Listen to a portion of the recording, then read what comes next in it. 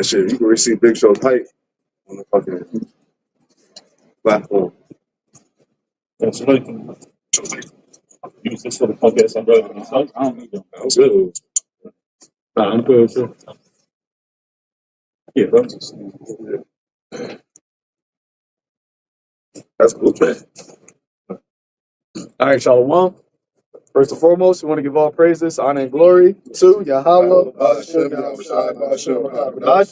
and double honor to the apostles and elders of Great Millstone. Peace, love, salutations, and blessings to the house of David, which is the elect. All right, we're coming out here once again through the spirit and power of Yahweh Shemel Shai, to prophesy the downfall of Babylon the Great, right? Chanting down Babylon. I actually give me the definition of chanting. I looked it up a couple of days ago, and that's what the prophets are doing, man. They're singing this song, okay, to wake up the elect, so that they are prepared for the return of our Lord. And our job is to do what? Is to say before the things that are coming upon this earth, man. You see, and the Lord is making good on his promise, right? That he said he was going to do. Actually, also hold me Psalms 18 and 30. All right, because the Heavenly Father's word is pure, man. And whatever he says is going to happen. And that's why we come out here, with the with the boldness to speak the word of the Lord, because hey, you can't disannul the word of the Lord. You can't go against it. You see, and we're at the time where, as as brothers that has been paying attention, the sisters, everything the Lord said he was going to do is happening, man. And therefore, we know that the kingdom is nigh at hand. That's why Yahweh Shai said, when you start to see these things come to pass, to look up for your redemption draweth nigh. So you got that definition? I got Chad. So we have, it's funny, it says Khan here, but it says for the late 14th century, it means to sing, celebrate, to sing, basically to sing, celebrate. This is an etymology. It said to sing as in the church service. There you go. So to sing, get the actual regular definition. But hey, the singing, we're singing this song, and the scriptures talks about that the 144,000. Brother can get that too. Revelation had a song that no man could learn except the 144,000. You see, that's what is the governing body of the kingdom to come, because the weapons of our warfare are not carnal. Just like during the time of Jericho, where the Lord had us, circle the city of Jericho, and you had the priest, you had the trumpets playing, and then after that certain time, what is it, 7 days? After the seventh day, the walls came down, and they didn't have to actually do anything physically. All they had to do was just what? Sing that song, chant down the wall of Jericho, and that's what we're doing in to Babylon the Great. So it says basically to say or shout repeatedly in the sing-song tone. Yep, to say or shout repeatedly. And there you got people that would say, "Oh, y'all say the same thing," and that's true. And you got the men of the Lord throughout the four corners of the earth all saying the same thing, right? That comes from different walks and backgrounds in different areas. They're saying it in different languages, but they're all saying the same thing. You got to done real quick. Also, when we do holy days, and we always and to encourage you brothers out there, the scriptures tell you to chant down Babylon. Do the curses when you do your prayers. Do the curses. Curse this place. Yep. Hey, the scripture says that the effectual, fervent prayer of the righteous availeth much. Hey, we're the only ones through the Spirit, that the Lord is hearing, because you got these other people out in the world that are praying, for peace, praying for things to get better, praying for America's success, and those prayers are null and void, man. They're really praying against the will of the Lord. See, the Lord got the Spirit upon his elect, the hopeful elect, to actually pray for the things that are for the will of the Lord. And those things we are seeing are actually coming to pass. The end is manifesting. So read that real quick. Yeah. Oh, so it says, it says, what does it mean to be chanting? It says to repeat or sing a word or phrase continuously. That's what it means to be chanting. Yep. To repeat or say a word continuously. And we are saying the word or phrase, right? Which is the gospel. Okay? The gospel is the same thing. We're staying true to the word that we heard from the beginning, man. we haven't changed it up. Like you have some people that have changed up what is the mark of the beast, right? They changed up different doctrines. And the scripture says that in the latter days that was going to happen. They was going to give heed to seducing spirits and doctrines of devils. But the true gospel, the true lyrics, you don't change. You know, it's the same. When you listen to your favorite song, you can listen to it over and over. It's going to be the same song. And that's what this is, you know, for the nation of Israel. For the elect, really. It's the same record. Got it? Okay, so the definition, it says say or shout repeatedly in a sing-song tone. Hey, the Lord said, what? To cry aloud, spare not. Blow ye the trumpet in Zion. Right? And what are we singing? That the parting asunder at times is here, man. Which even people that are outside of the truth, they actually even see that the way that society is set up now is shifting.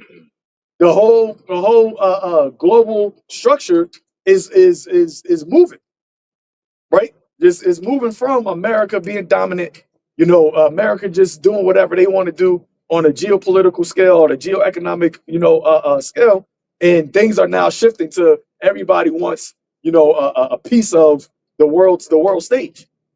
So Esau's, we're truly at the end of Esau, specifically Babylon's reign, but the scriptures entails that after Esau doesn't come the Moabites, it doesn't come, you know, the BRICS nations, right? It doesn't come the Medes, the Russia. After Esau is Jacob, and that's it. And that's what the people, that's what the world is not even looking for, man. That's why it says that their salvation so far beyond all that we have looked for, because nobody is expecting the men that you see on the corners, right, in various cities throughout the earth, them to be the next rulers of the earth, man. Because everybody's looking at the next rulers. You got to have billions of dollars. You got to have a market, right? Trade market. You got to have goods, services. You got to have a military. See, that's what Trump said. You know, in order to take down the government, you need nuclear bombs.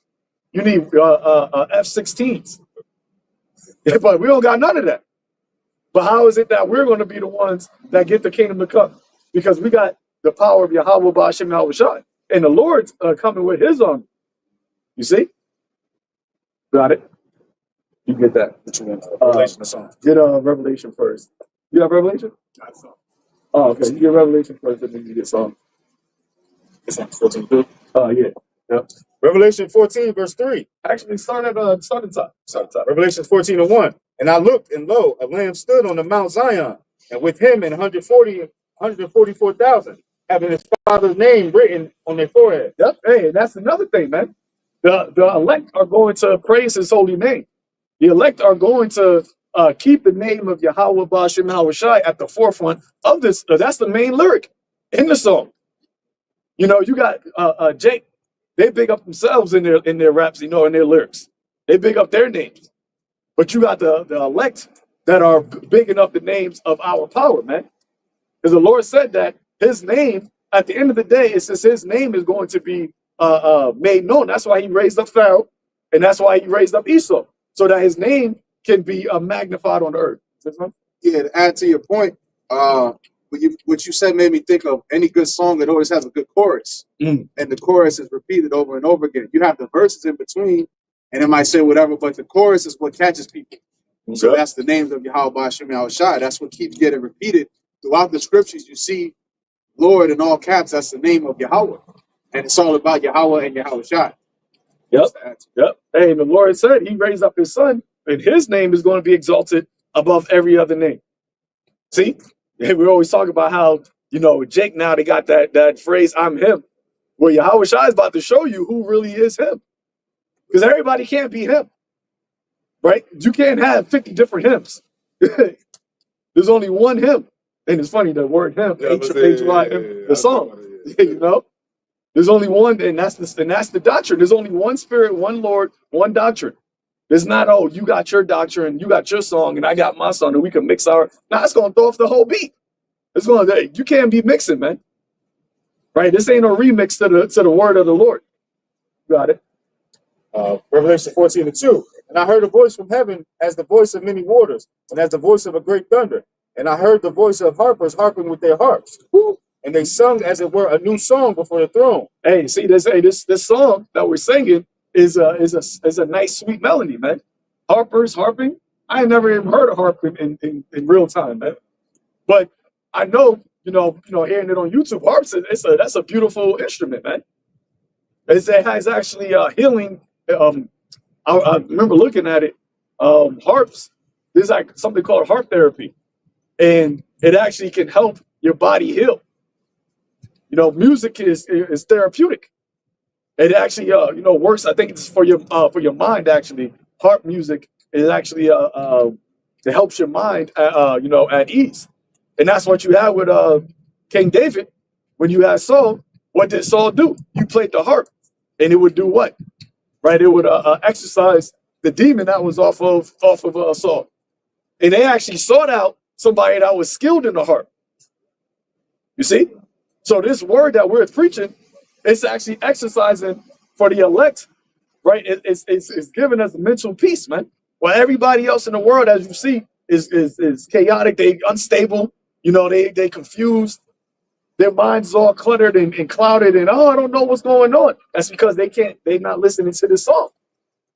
You can be at a place, and that's why even though if you have, you travel, whatever, a lot of people wear headphones because you'll be traveling or you'll be on the train, everything's chaotic around you. But if you got like a nice song or something that you like listening to, then you'll be at peace. And for us, for me, I say personally, a lot of the times I just listen to brothers' videos.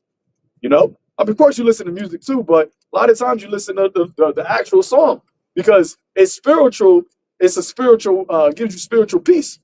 And that's what this world doesn't have. That's why Yahweh Shai said, in this world you should have tribulation, but in him he's going to leave you peace, man. He's going to give you peace. And we can clearly see that people are in a troubled state, man. Right? They're in a troubled state, and there's only one melody that can put them at peace, put them at rest. Just for the harp. Remember, Jagged Edge had a song, "Walk Out of Heaven." Remember, the main instrument of the song was harp. His heart? So brother can look that up with the harp therapy. And they joined, and I believe they're coming to America when he was getting, babes. I think that was a harp too. Getting coming to America with Snooping. Yeah. Brother be using that like for his videos a lot. Yeah. And he was like, But hey, so run that back again. And whoever got the harp therapy, pull it up. Revelation 14:3. And they sung it as it were a new song before the throne, before the four beasts and the elders. And no man could learn that song but the 144. No, so like you run the harp part again. Okay. Yeah.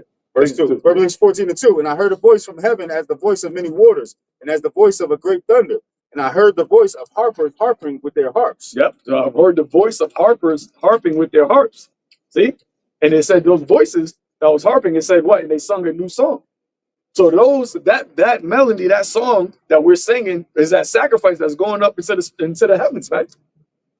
And it's funny because the angels are giving us the lyrics, and then we're bringing it back up to the heavens. And that song is a sweet savor to, and that sacrifice is a sweet savor to the Lord, man. It's like, yeah, that's the spiritual recycling, man. Okay, and what is it doing? It's causing this whole place to shift, man. We're actually, through the Spirit of the Lord, through the word of the power of the Lord, we're causing this place to crumble, man. Chancing down Babylon. And it's in a unison. That's why the Lord said, Scripture says, to be of one mind, one accord. It's like you can't go do karaoke, and then you're doing karaoke with that's a duet, and you just singing a whole other song. Like, are you gonna fuck it up? So you gotta be with brothers that are on the same accord. What you got? I just want to point something out to you. Did you pull up the Yeah, I got it. Yeah. Pull that out, please. Harp therapy is a broad term for therapies that use the harp to support emotional, physical, mental, or spiritual healing. There you go. That's it. This one a little bit more. Okay, go ahead. It can range from active participation, like taking harp lessons, to passively listening to live harp music. Bedside harp therapy involves a harpist playing for the recipient in their location, offering comfort and emotional release. Yep. And I think they said one of the one of the symptoms, one of the diseases Benefits. that it helps is bipolar. And when you go into basically what Saul had, right? They basically said, you know, Saul had an evil spirit, but his evil spirit that was plaguing him was basically bipolarism, because he would be cool at one minute, and then the next minute he just wanted to try to kill David. So that's why when you played the harp, you know, it settled him down. But see, now what they do, they give you drugs, right? They give you witchcraft for these mental illnesses, which is nothing but demons. See what this guy talking about. You know, it's nothing but demons, really. That is plaguing them. But at the end of the day, man, this is the song that we're singing for the elect, and it's easing the minds of the elect. Okay, you got it. Verse 3. And they sung as it were a new song before the throne and before the four beasts and the elders. And no man could learn that song but the 144,000 which were redeemed from the earth. So no man can learn that song but the 144,000. So when you got people saying that the 144,000, you know, don't matter, well, they're the only ones that can learn the song. And if that song is necessary, it's needful to be heard, so that the elect can be redeemed, that means that these individuals will have to be alive on the earth, man. It is not so some spiritual number. No, it tells you in Revelation the 7th chapter that it's what, 12,000 from each tribe, the sons of Israel. Right? When you go into the word children, it says sons. So 12,000 from each tribe of the nation of Israel. Those are the ones that's going to have that song, and nobody else can learn it. You're not going to have a Moabite. Now you have an Israelite that may look like a Moabite, but at the end of the day, it's just the spirit. Because this is a spiritual song. No man can learn it. But everybody got the scripts, right? Everybody has back in the day, you get the CD, you have like the lyrics in the back. Everybody has the lyrics, but you can't learn the song. It's like listening to, I remember growing up, I could never get with Bone Thugs and Harmony because I couldn't, it was too fast. Like, yo, what the fuck are they saying? You hear it, but you can't understand it.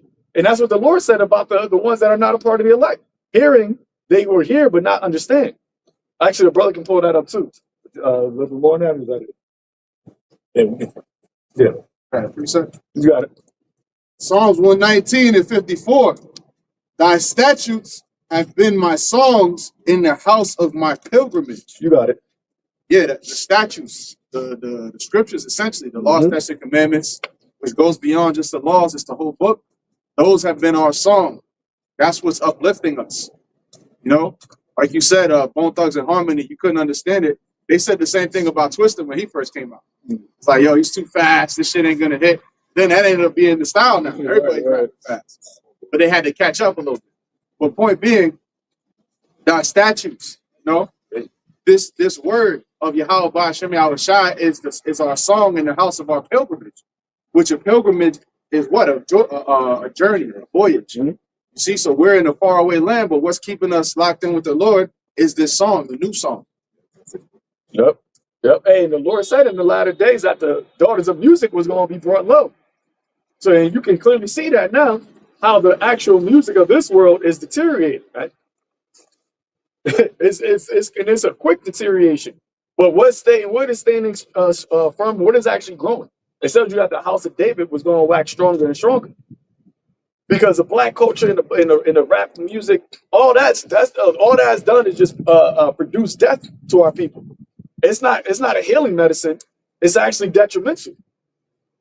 But going back to Revelation, where it says that the 144 only they could learn this song, man, and they were doing what was going to happen, that they were going to be redeemed from the earth, being the first fruits of the Most High. So singing this song, doing what we're doing, it has a great reward, great benefit to it. Okay. Yep. Hello, bro. How about you, Miss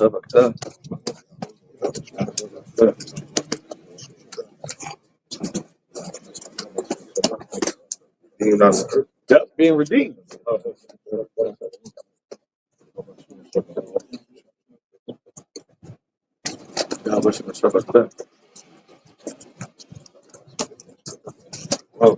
So yeah, man. Going back to the point, the song that we're singing is it's not just something that is vain.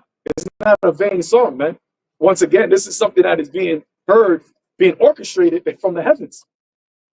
Okay, for the purpose of what? Ushering in the kingdom of heaven, man. Ushering in Yahushua. You know, it's like a opening act. You know, you go to a concert and you got the openers, and then you get the main event comes, Headliner. huh? Headliner. The headliner, right? Because when you go into the scriptures, when Yahushua come, it's going to be music playing, man, in the heavens though. It's going to be trumpets sounding. You're going to have the thunder's going to be the bass. You're going to have the lightning. All of that is all sound, man. Pyro. Is that shit called concert? Pyro. Technics. Pyrotechnics. Yeah, yep. Special effects. Oh, yeah. Because that's what they do at the concert. You got the fire effects. Or the Lord going to have all that, man. The earth is going to be his stage. The earth is going to be his stage, man. Yep. Colossians 3:16. Let the word of Hamashiach dwell in you richly in all wisdom, teaching and admonishing one another in psalms and hymns and spiritual songs, singing with grace in your hearts to the Lord. Yep. All right, you The got word of Yahweh Hashem Yahushua, let it dwell in you richly. And that's the new song that's being sung. And let's not forget the Song of Moses is going to be sung. Exodus, in the first Passover, there was a Song of Moses. And now we're going to have another song of triumph over Pharaoh and Egypt and this whole beast system. You know, so we're going to triumph over the beast and its image and the MOTB, Lord's will, or of that number. Right. But it all starts with this new song and calling on the names of Yahweh Hashem Yahushua and declaring prophecy. Yep. Because the prophet, once again, the prophesying is something that is repetitive, man. But to the elect, it's a sweet savor. You know, to the elect, it's like, yo, you can't get enough of this song. Another one, brother. And the songs. When you read the songs, these brothers, you know, always, man, you always go in the book of Psalms.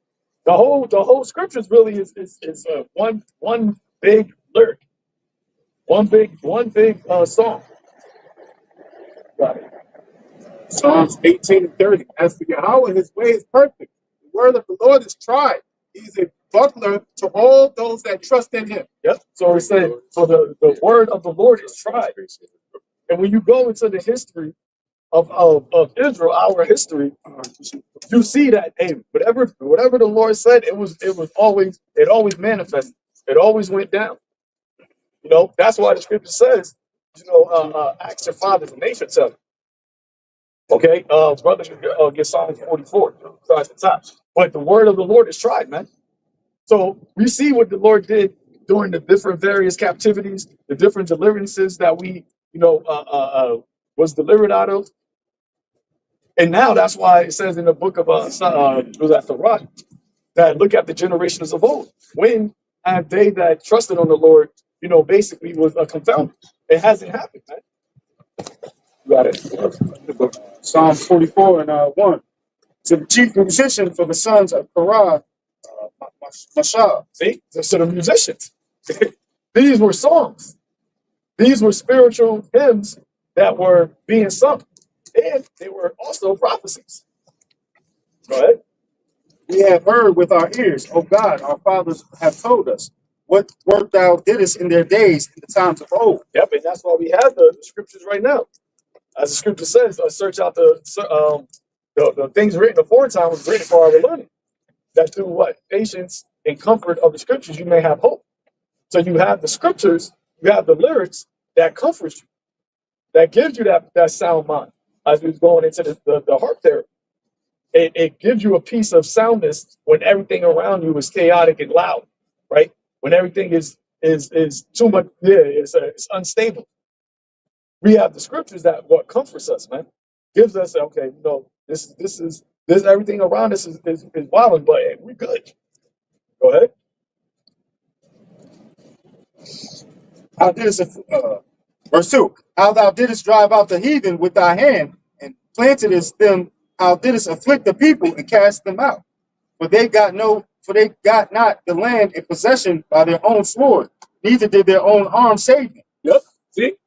Who was the main lyric? Yahweh Shah. Yahweh Bashim Yahweh Shah. They didn't do this on the court, man. And that's what these heathens in the ancient times, they knew that, man.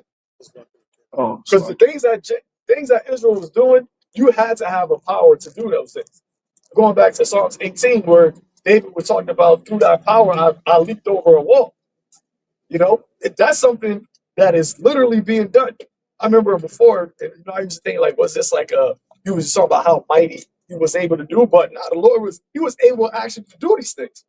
Now you got to think about that on a carnal level. You see, and this is why he was able to subdue the nations, because it wasn't as if Israel was just had a massive army compared to the other nations. The Lord said he chose us because we were the smallest. But what did he do? The Lord used Israel and through David, the house, King David, and the house of David, to actually have astronomical feats, man, to be able to do things that was far superior than their adversaries. So you see David coming through one, and then all of a sudden you jump. That's why they say that the Hulk was mimicked after King David, because that's what the Hulk would do, right? He would run and he'll jump and then he'll leap. He could jump over, and those walls back in the ancient world were tall, man. So you just have David just come through, hop over a wall, which the city walls were your defense. So if you and it would take a long time without that type of power to actually break through those walls. But if you just had the king was able to just hop over the shit and then just start wilding and open the gate from the other side, everybody else come through. You got the mighty men.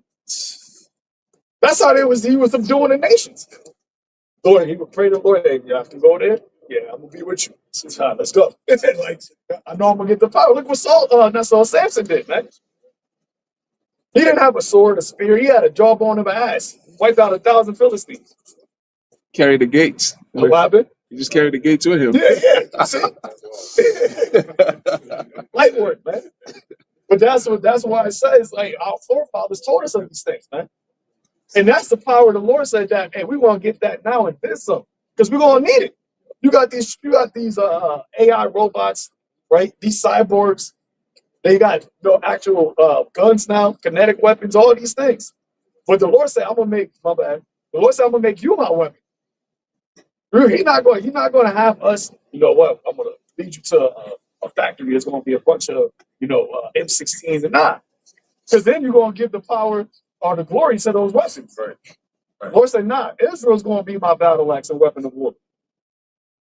And we already have the written record of the Lord doing that before. He did, and the Lord said, what? I shall raise up the tabernacle of David as in the days of old. Got it. For they got not the land in possession by their own sword, neither did their own arm save them, but thy right hand and thy arm and the light of thy countenance, because thou hadst a favor unto them. Yep, it has the favor unto them. And that's who? The nation of Israel. And it's always been that way. The Lord said, I will have mercy on Jacob and yet still choose Israel. So it's always going to be the Lord dealing with Israel. And that's why you got the remnant in this time. Because the majority of our people, they revolted and gone. They went after the ways of the heathens. But through the grace and mercy, through the Holy Spirit, through what Yahweh Shai did in the latter times, now we have our connection back to the Heavenly Father, man. And we're praying, we're sighing and crying, we're chanting, we're singing this song, and the Lord's hearing this, man. So now you see what's happening in the world. Everything is now coming to that full circle for the world that was created for Israel to give back to Israel again. And it's going to be through Yahweh Shai to establish righteousness on the earth, man. Look for it. Verse 4, thou art my king, O God. Command deliverances for Jacob. Through thee will we push down our enemies. Through thy name will we tread them under thy rod. Through thy name will we tread them under that rise up against us. Yep. And that's why we don't have any fear, man. Right? That's why we know that we're behind enemy lines. We're not out here with any type of physical threat. We're not a physical threat. You just have the police just sit there and just stare, watch us. Well, they can see if he wanted to, he could just take out his thing and just light us all up. What happened? So illegal. Yeah. But once again, all we're doing is just speaking His word. All we're doing is singing. Yep. That's it. All we're doing is singing the lyrics. But that is what is a threat to them, man, because they know that, as it says in Judith, that these people are one with their power. You can't stop. And you know what's interesting is that you look at some of these like going on way here today, those that so-called Christians that walk around with a microphone and all that, and megaphone, they do the same thing. They're on the street corners. They're also speaking the Bible. But why? What is so different about what we're doing? Because physically, we're all doing the same thing. We're all on street corners and we're all saying something. Right. But that shows you that the problem is the actual message of what's being said. Yep. It's that's why they want to censor it. You know, certain songs couldn't be played on the radio or couldn't be played like on MTV because of what was actually being said. Right. The lyrics of it. They try to bleep out certain words. They want to bleep out this whole thing. Yep. And that's what we were talking about with the whole situation at our normal campsite. How they blocked off the interest over there, so we can't even go over there now. But that's ultimately what they're trying to do on a wider scale with the actual truth, man. They want to choke the word. They want to stop. They want to pull it from the station. Yep. But hey, the Lord said that was going to happen. It was going to get to that time. It says, Yeah, I was gonna say, don't be surprised if next week they block some stuff off over here so we can't. yeah, Because literally they wasn't here for no reason. yeah, of course. And that's why they wanted to, because I think in cop cars you can hear outside, like inside of the car, if I'm not mistaken. Yeah, so you can hear that, right? Camera's right there. Well, yeah, you can hear outside from inside. So that's why they stood there and listened. Yep, the dash cams, yep. So we know we have the time of the persecution, man. We've always been, lately, that's been heavy on my spirit. That the time of the persecution of what we're doing is going to happen, man. You had Trump and Trump's advisors meet with Iran. I don't know if brothers got any information on that. But, no, they haven't. I seen one update and said they have ended talks with Little Movement, but I didn't read what actually was said. But hey, that's the spirit of the Lord, man. Because we're in the time of these prophecies, these words being fulfilled. The effect of every vision is at hand. And that's a part of the song. That's a part of the lyrics that we're saying, that you're going to go to war. Babylon is going to go to war with Iran. They're going to be drawn out because of the Amalekites. Yeah. And that's a chant. That's why you said the sister, the chick that you said you was talking, she was saying, no, you speaking things into existence. Well, how are we able to do that? Well, we're just regular men, right? How are we able to speak things into existence? Because ultimately, we're not just regular men. But once again, the information that we have received came from the heavens. So, in essence, yes, we are speaking things into existence, and that's why you had Trump say that. There's prophets that say that the world is going to end in the Middle East. Why are you saying that? Who's saying that first and foremost? And then why are you saying that? Because Trump said he's not a Christian. He don't believe in the Bible. So why are you saying things that are written in the Bible and saying that there are prophets that are saying this? Because he understands full and well the power of the prophets, man. It's not something that is physical. It's something that is spiritual. It's our words.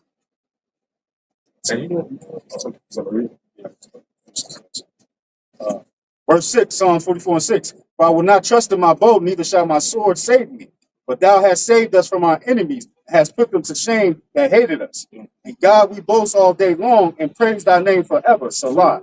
See, and the Most High Yahweh, Hashem Yahweh Shai, we boast all the day long, man. And we are proud to do that. That's why the Lord said, if you boast in anything, boast in this, is that you know me, man.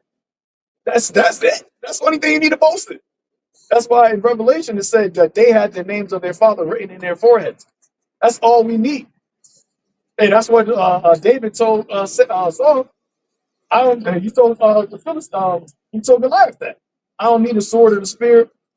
I'm gonna come to you in the name of my power. Actually, brother, before that, I was going to say something else. I was going to say that precept, though, that was a bad precept because it reflects all of our captivities. Because when you go to the time of Egypt, the Lord did the same thing.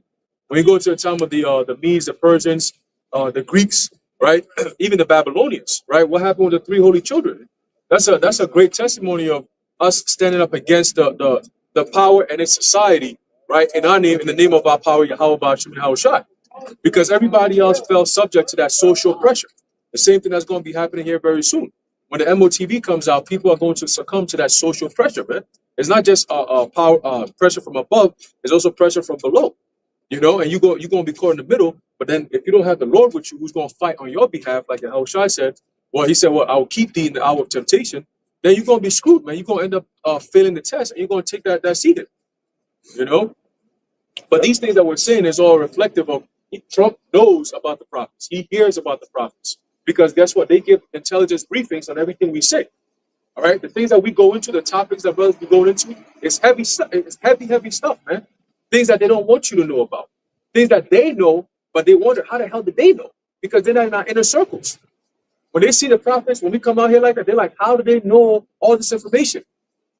And even the apostles even brought it out from time to time. They bring out how there was one time they were teaching, and then this limo pulled up, and some Edomite popped out in a suit or whatever. And he's looking at the sign. He's like, "How did you get that? How did you guys get that? You know, we did so much for all the years to hide this from you. How did you guys get that?" Yeah, you know, and you could tell that kind of interaction. For Edomite to pop out and be all like, "Yo, how did you get that?" That's like a big deal to them. You know, so they don't take this lightly. They're not going to send cops and put these things around just because we're nobodies. Come on, man. They know everything we're saying is true. And they see the things that we're saying is coming to pass. And going back to that example that Zaquan made about this being the music, it's like in the world when you have that song that pops out and it becomes popular, you got some that listen to it, they're like, yo, that song is fire. And you got those that don't listen to it, and all of a sudden it becomes so popular, everybody's listening to it. That's the truth right now. That's why people coming out of the woodwork, oh, nah, this is this or this is that. So this whole time, you niggas been hearing the song, but you act like you don't hear it. But now that everybody's talking about it, Fight for you, not it's not dance. Yep. You know, now that everybody's talking about it and it's catching mainstream attention, all of a sudden people want to come in, oh, I'm a Hebrew Israelite. Oh, wow, I'm no longer a Hebrew Israelite. You all condemned at the end of the day. If you don't have the elect, you're going to be condemned, man. All right. I got the percentage though, but the article was an update. So this is from the Al Jazeera joint. It says Iran, U.S. talks in Oman. It says discussion to continue next week. So it says Iran says constructive talks with the United States and Oman's capital have ended, as the two sides have agreed to hold more discussions next week. Oman says the talks in Muscat were held in a friendly atmosphere conducive to bridging viewpoints. Foreign Minister Abbas Arghani, the Iranian delegation, while Special Envoy Steve Witkoff headed the U.S. team. The two officials spoke for a few minutes in the presence of the Omani foreign minister after the conclusion of the indirect talks on a nuclear issue and the lifting of sanctions. The Iranian foreign ministry says U.S. President Donald Trump has threatened military action if a deal isn't reached. Iran says it's not seeking nuclear weapons and wants sanctions lifted. So it's really, kind of nothing happened, but Yeah. they said it was not too unfriendly. Right.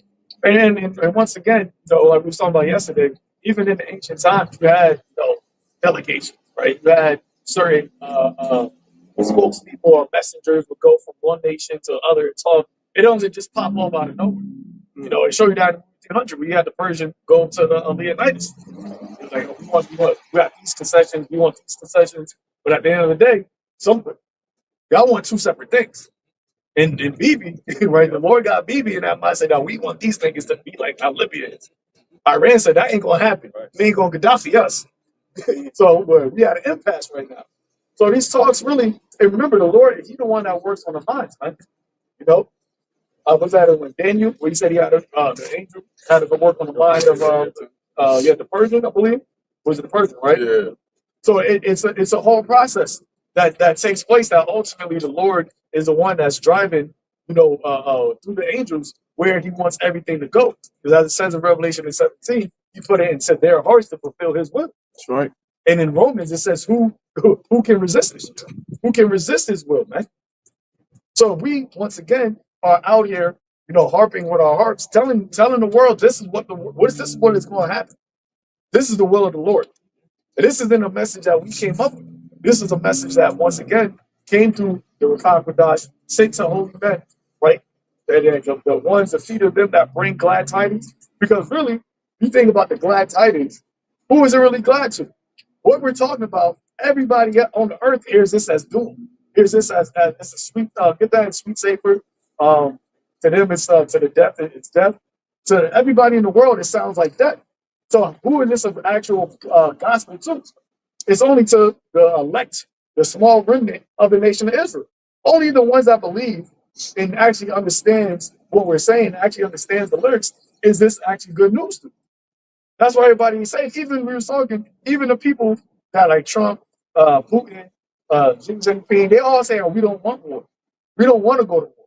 Now they say that if we have to, we will, but we don't want to.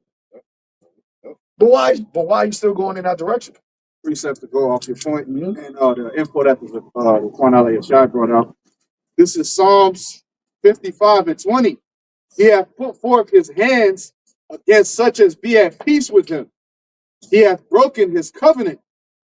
The words of his mouth were smoother than butter, but war was in his heart.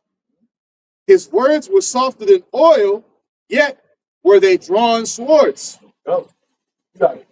Yeah, console. You see how they do these talks, but the Iranians know that the Esau doesn't keep his word. So they're doing talks, but it's like, what's really the point? You're gonna say one thing and do some other shit anyways. But they're still trying to, all right, maybe we could get something to happen to it. You know, really the nations are desperate because they all going to this one point of no return, which is World War III, and there's nothing they can do to really stop it. Right. And the Lord is using these Amalekites, which is the state of Israel and America, because they keep pushing it, because they'll have an agreement, which is like a covenant, right? When he breaks the covenant, they'll have an agreement, and then a false flag will pop up, and they're gonna blame it on Iran anyways. Yeah. Oh, whoops! I guess we're back in war again.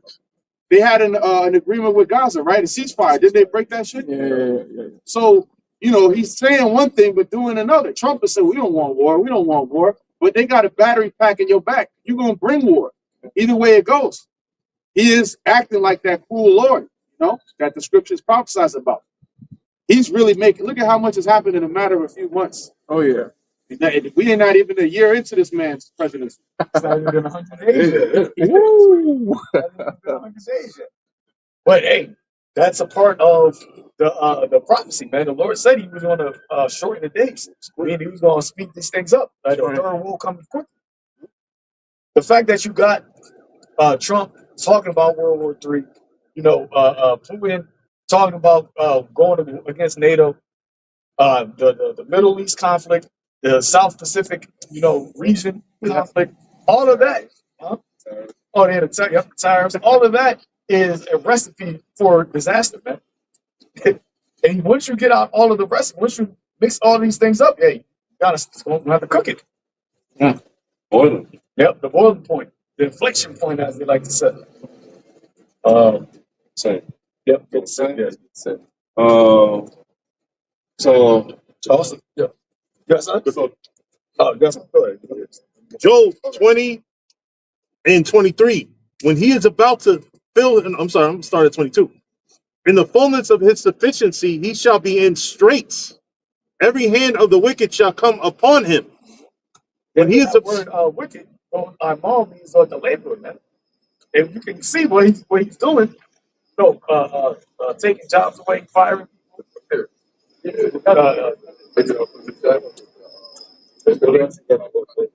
Oh yeah. So the hypocrite said, if you want to work in the field, you want to pick crops, or if you want to work in these hotels, you can stay. Like I said, you want to be a house nigga, a field nigga, and that's why Trump said they're taking all the black jobs. Because that's what they look at Israel as. Y'all are the base, the loaf.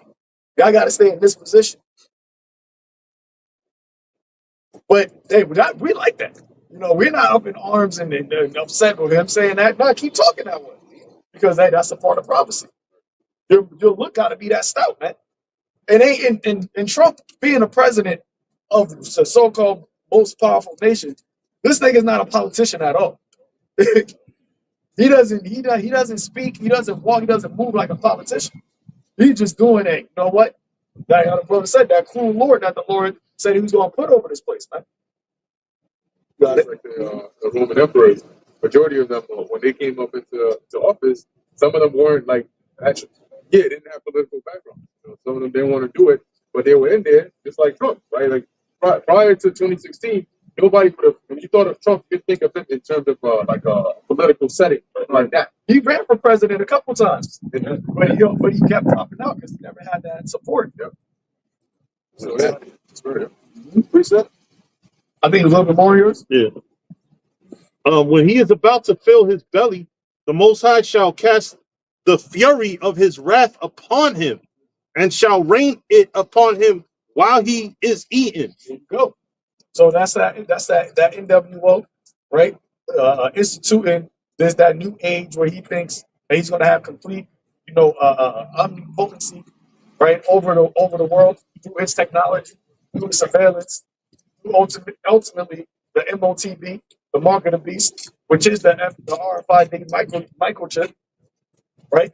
That's a part of his agenda, part of his enterprise to become God on the earth, man.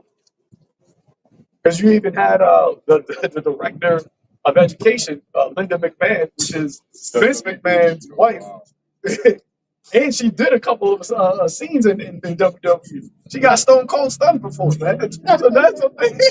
So yeah.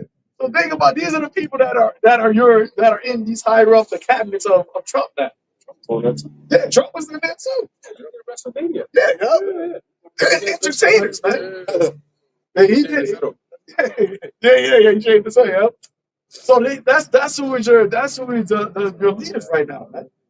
But she talking about that A1. She called it A1. She didn't call it AI. That's how you know they just ignorant. She was like A1. It's going to the children are going to be being taught by A1, and everybody just looking at her like yo. So you just going to say she's the secretary of the Department of Education, talking about education, talking about AI, calling it A1. Like, come on, man. Is there no more wisdom in teaming? What happened, bro? It's like A1 steak sauce. Yeah, A1 steak sauce. But hey, that's once again, there's no more wisdom in teaming. Hey, Trump talking about Liberation Day with the tariffs. Everybody, this is a beautiful thing. 2 days later, we're not going to pause it. That's fake news. And the next day, actually, we're all going to pause it. We've been thinking about it for a while. Like, what's going on? Which way you going with this right now, man? I think China bumped up their tariff percentage up. I think 125. Yeah, to match the U.S. Yeah. They said that they're not going to go up anymore if the U.S. goes up. He said they're done with that shit. So it's a joke now. We're not even dealing with that. That's going to be something 50%, right? What was that yesterday? Oh yeah, 15% imports comes from America. Yeah. So the Walmart said we don't care. We don't care. We're only losing 15% of our market. They said that China's been around for 5,000 years. America's new. China gonna be around long after America. I'm like, yo, that's a fact. America is not America. Hey, the triumphing of the wicked is but for a moment, man. Yeah, it's short. You don't get to live on forever, man. You got only a small piece of the story, man. Now it was a great, like Babylon, great and wickedness, but it's only a small piece, man. That's why the Lord say, hey, in 1 hour, this place gonna be destroyed. Think about how the truth came out, how quick shit started going down. These some years ago. Mm-hmm. Yeah, the heightened part of America was only within the last generation. You didn't have because I actually asked Brock, right? I asked AI. I said, was America the fastest empire to rise? And it said based off of the height of when America came into its height in time, it said based off of that, I think it said it only took like 117 years, something like that, from its inception in 1776 to I think it said 19 something. Early 1900s. Yeah, the early 1900s. No, or was it 18? I can't remember, but it had the quickest rise. So America went from being a new nation, and it rose the quickest out of all empires, man. And just like that, it's going to fall. That's why the Lord said in 1 hour, how such great riches come to naught. Yeah, is it more than that? Says, he shall flee from the iron weapon and the bow of steel shall strike him through. What is that? That's the nukes, man. Brother can get Jeremiah 51, right? Because the Lord said he got this. He's going to open up his armory, and his own weapons is going to destroy it. The own things that Esau created to be, as what the Oppenheimer said. Now have I become death? When they created the atomic bomb, the destroyer of worlds. To that meeting that they had today is fleeing from the iron weapon. They try peace talks. Right. That's fleeing from the iron weapon. Yeah, Trump said that the greatest existential threat. Biden says it's climate change. No, it's nuclear missiles. That's the greatest threat. He said the greatest threat is nuclear missiles. And why is that, man? Why is nuclear missiles the greatest threat? Because according to prophecy, that is going to be the way that your kingdom is destroyed. And the point, I talked to a client the other day, and we talked about the whole Iranian thing. Like, yo, you think about it, why y'all feel so threatened? Y'all can just leave them alone, and they're not gonna bother you. It's not like Iran would just attack them, Right. if they would. But you're fucking with their shit, so they're like, yo, we gonna keep them in for protection. They killing all these war generals. Like, see, Yeah, like, exactly. yeah, bro, like, you keep bombing them or beating I them down, don't know. fucking up their whole shit. Yeah. You know, what's that? Soleimani was the first one, and then the next one, and the next one. They still ain't do nothing. You still keep provoking. Like actually, you said, they're gonna make a deal, and they're gonna break the deal, and then turn around and say, "Oh, see, this is why we gotta go in there and fuck them up." You know? Yeah. Besides their mantra, I think the mantra was war through deception, something like that. Well, I can look it up before because they changed it, but their mission statement or their mantra was conducting war through deception. So that's Esau, man, because it tells you that when Satan was loose from his prison, where did he want to go to deceive the nations? That's a part of his power. Second Thessalonians, with all power, signs, lying wonders, all deceivableness. That's a part of Esau's. That's a part of his power. Going back to the garden, the serpent was more subtle than any beast of the field.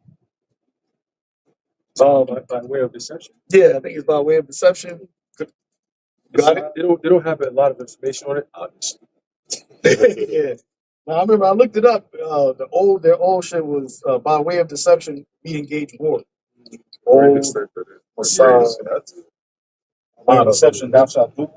Yeah, by way of deception, by way of deception, you shall engage in war.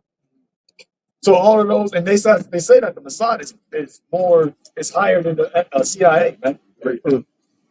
You know, they showed you how they get down, man. And that's why, as the brother said, with the whole ceasefire talks, they'll do those shits, and then they'll drop bombs right on this in the same shit that they said that because Hamas. They just came out and said Israel, the 48ers, hit a camp, a tent camp, and they said that shit was by mistake.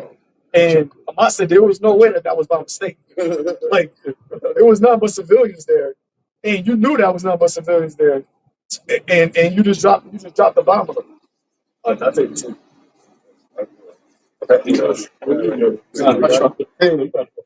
It says here, what does the Mossad motto, by way of deception, thou shalt do war, mean?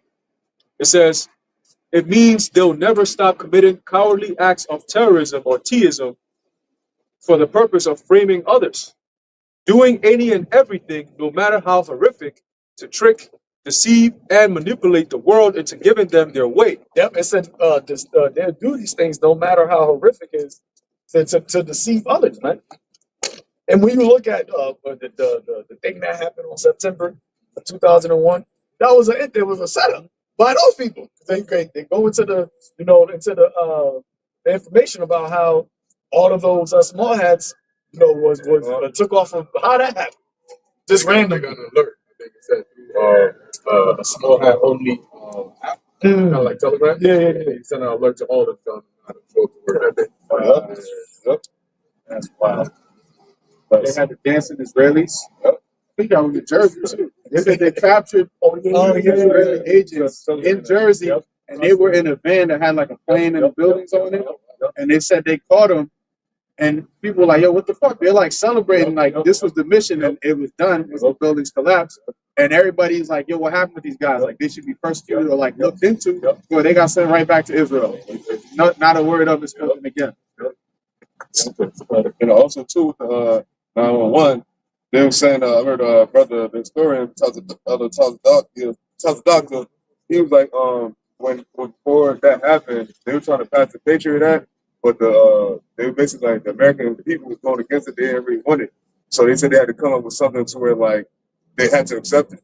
And that's ultimately what they did that for to the Patriot Act. That also brought in all of like this tea stuff. Like looking into people and shit like that. Yeah. Yeah. I never felt rain, I never felt great. All my life. To this music. Is there more? There's more. You can if there's this. Yeah.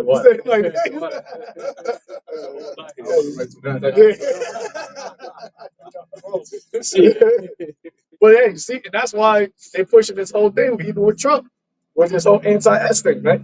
You know, because you can't say nothing against them. You can't bring out the truth about what they actually doing and how they're moving because it exposes them. And that's what the prophets were set up for. The prophets were set up to, and then Lord Scripture says, then shall that wicked be revealed. Then shall that wicked be revealed. Who's coming is his appearance. I think it's in the NLT. It says his appearance is to do the work of Satan. Man. And when you look at how these devils move, starting with Amalek, they're moving adverse. Satan means adverse. They're adverse to the Most High, man. The Lord does things in truth. This nigga does things in deception. Just to add to you, Zaquan, how can you possibly make an agreement with the devil? By nature, he's going to deceive you. So the Persians, by the fact that they even trying, it shows that you ain't really up on game when it comes to Esau yet. But you about to find out, and that's when they're going to really come down and say, you know what? After this shit falls through, this probably will be the last straw that broke the camel's back. Because that's what the Amalekite does. That's what the small hat does. They strike you, they stabbing you up, and they crying out, help, help. But here it is, they got the knife, and they got blood on their hands. And they literally plan the victim as they're throwing missiles and fucking your people up and genociding you and saying, but please help us, we're the victim. Yeah. And the world eats it up. Mostly the West, though. If I would say, when they broke that treaty and they went up and when they did more killing, and Turkey split up against it, what are they trying to? They're trying to start a whole, campaign to have Turkey take out a NATO. Yeah. So that what is happening. But also on the deal with Iran, now you're making some ridiculous demands that they don't even want Iran to shut down nuclear programs. They want to blow that shit up. Like, and they're like, yo, you don't just like. A nuclear facility is not just for making nuclear missiles. Like that's how you power your fucking city. So what do you want us to fucking live in caves and shit? And so, but that's what he said. He wanted it to be like Libya, and they said that if you look at how Libya is now, before whatever they did, Libya was actually thriving. You know, their economy was like thriving, but now Libya is done. Yeah. You don't hear about Libya on a geo-economic scale, political scale. And Netanyahu said, "Oh, we want it to kind of be like how Libya is." Yeah, with Gaddafi, because with Gaddafi, he was basically he wanted to have Libya become to a point where it's like, yo, we're good, like we're now on the economic level to where you got to actually deal with us as equals. And they're like, nah, baby, fuck that. He tried to continue on the work that Nkrumah did, and try to create a united Africa, and then you got this guy. You are. Yeah, because the resources that is in Africa, a lot of the Western countries have to come over there and make deals with them. So when they see that, these so-called African leaders are actually coming together and saying, we're gonna be independent from Western influence. We don't need your military help. We don't need your financial help. We're gonna do our own thing. They said, nah, we can't do that because we have no power over you. When we come here, we actually gotta come on an agreement type shit. Yeah. Right. What's the best you could do for us? What's the best we could do for you type shit. But Gaddafi, and he was very anti-Jakes. I actually have a video where he was going in, cursing them out, man. I said, I said, see why they took him out? Because he was literally cooking. He said, you don't make deals with these devils because they're gonna fuck you over. You're gonna do this, they'll do this to you. He was breaking it all out, man. And he said, look, guess what? Very soon they're gonna try to come kill me too. And anybody who talks like me. He was saying that before they took him out, man. You know, so that's what they do, man. And then Yahoo, I also got another video of him back, I think it was like the 80s or the 90s. He was talking mad shit. He said, "Oh, the United States, yeah, they're our base pretty much. Yeah, we don't work." He said, "We own the Senate, we own the president that comes in, we own all this shit. So whatever we do, they're not going to speak against us." That's what he said.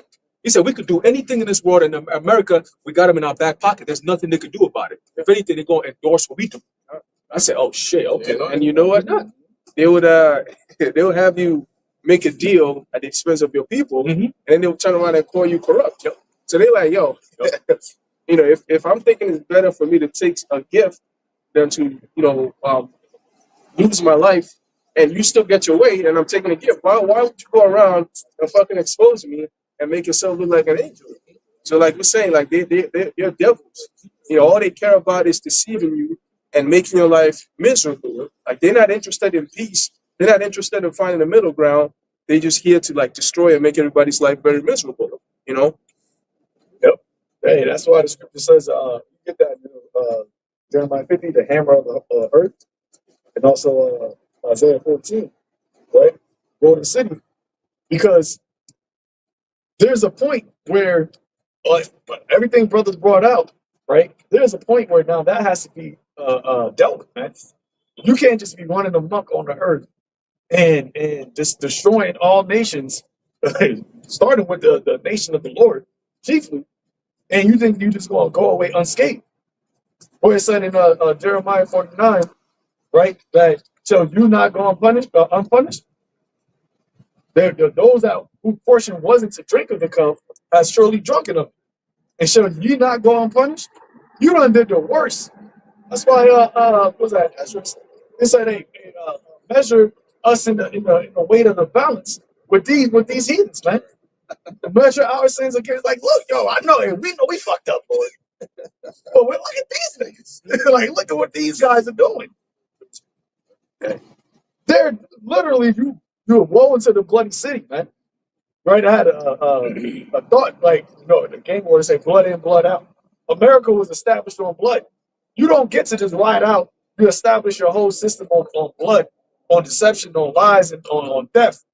You don't get to just ride out and like, yeah, we just good, pass it to pass, and that's it. We just gonna move forward from here. Nah, you gotta deal with that, man. That's an unbalanced act, and the Lord said that here false balance is an abomination. That there needs to be a balancing of what Babylon did, what Esau did, what Amalek with the house of Edom. There needs to be a balance with that, man. From the beginning, if you want to go technical, from the serpent. And we're in the time where now where the Lord said, what? In this generation, you're going to discover thy sins. You're now going to have to be punished. And the punishment of your iniquity is reached the heavens, man. And you don't have a mediator. You don't have an unblemished lamb. You don't have a sacrifice to give unto the Lord. That's why he said, I have a sacrifice in Basra. You're the sacrifice. That's it. You're the sacrifice. Your nation, your kingdom, all that is the smoke that's going to go up to the Heavenly Father to appease him for what you have done. And that's why in Isaiah, the 14th chapter, it says that your cities shall never rise again. You're never going to fill the nations, the world with cities anymore, man. Actually, we can pull that, whoever got that first. Isaiah 14. Oh, that thou pull not the face of the earth. Yep. It talks about for the punishment of their fathers, the children. Yeah, very slowly. Yeah, but very slowly. We used to always bring that out. But it's even more so now, man. I'm not that person. Start at 4. Start at 4. Isaiah chapter 14, verse 4, and it says, Thou shalt take up this proverb against the king of Babylon and say, how have the oppressors ceased, the golden city ceased. Yep, and that's what we're doing at the land of the Lord. We're taking up this proverb against Babylon. And we're seeing it. We're seeing, and they're seeing it. Why do you think he's doing what he's doing? He's seeing how they're ceasing from being that hegemon on the earth, man. and now they're trying to get it back. Yeah. Now, like, hey, y'all moving away from us. Y'all trying to make other packs without our dollar. Then now we can't have that. Now, y'all trying to do trade without us being involved, without us being a middleman. That's going to be problematic. Hey, that article I put in the chat about the American tourism in France, they saying that they feeling uneased. Americans going, in Europe now, they're saying that the one dude said he had a cap on and he had the American little flag symbol. He said he had to put black tape over it to hide it, man. That's how, hey, he said he had a Yankees hat. He said, yeah, I kept it in the hotel. No shame that, boy. They feeling ashamed, man. And nobody wanted to be an American no more. If I may, those other countries, they're bold. Like, they're not politically correct. They're going to be, oh, what about your president? What's he doing? Oh, Trump, how do you feel about that? They're going to be right up in your face with it. So now you Babylonians like going abroad and having these little cute pictures, and that shit is about to be over with. It might be travel bans on U.S. Y'all not allowed to come. They've been telling their citizens don't a travel warning to come into U.S. Like, hey, it ain't too good over there right now. It ain't. And then you go over there, you gotta be careful. People don't really like us right now. But it's funny because it is a specific type of Babylonian. Because if we go over there, they not gonna be able to have a problem with us. They're like, yeah, now we know why. We don't like why y'all don't like them, man. But hey, the scripture says ain't nobody look after our welfare, man. Nobody cared about what was going on to us over here in America. Hey, in Revelation, it tells you they send gifts to one another. But now that cup is now being passed into you Edomites, man. And you having an evil eye toward your own Edomite, because them Frenchmen, them are Edomites. So you got a French Edomite looking at American Edomite like this nigga ain't right.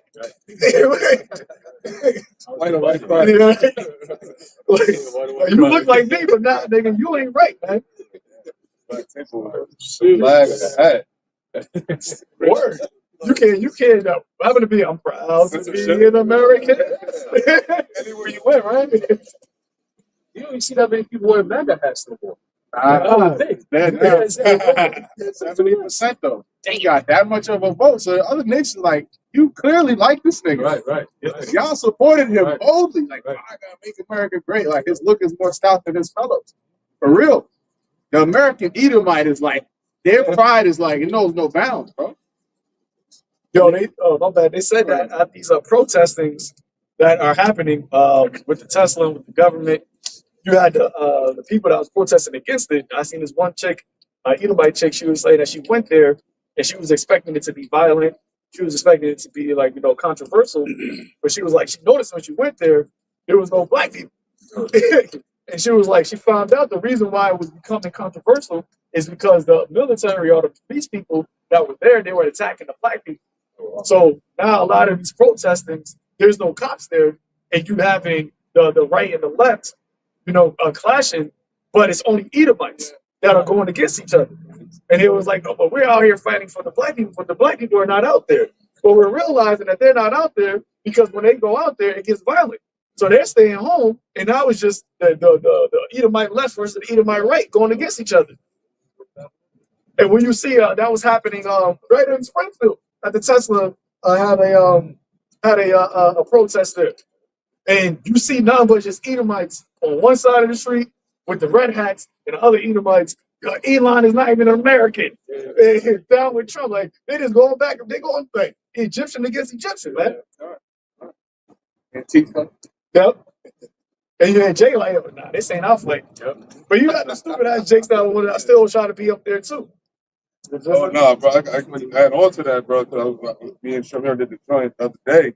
He was talking about in Vmore they had a protest, right? And he said it was all Edomites. He said he was Ubering this dude, it's an 80-year-old Edomite, and he said he was like, yo, he was taking them there and shit. So he said when he seen it, he was like, it's nothing but Edomites. He's like, he ain't seen no Jakes, like not one Jake. So that goes to show that the National Guard and King are prince, because Trump is technically their king and prince, because that's their nation.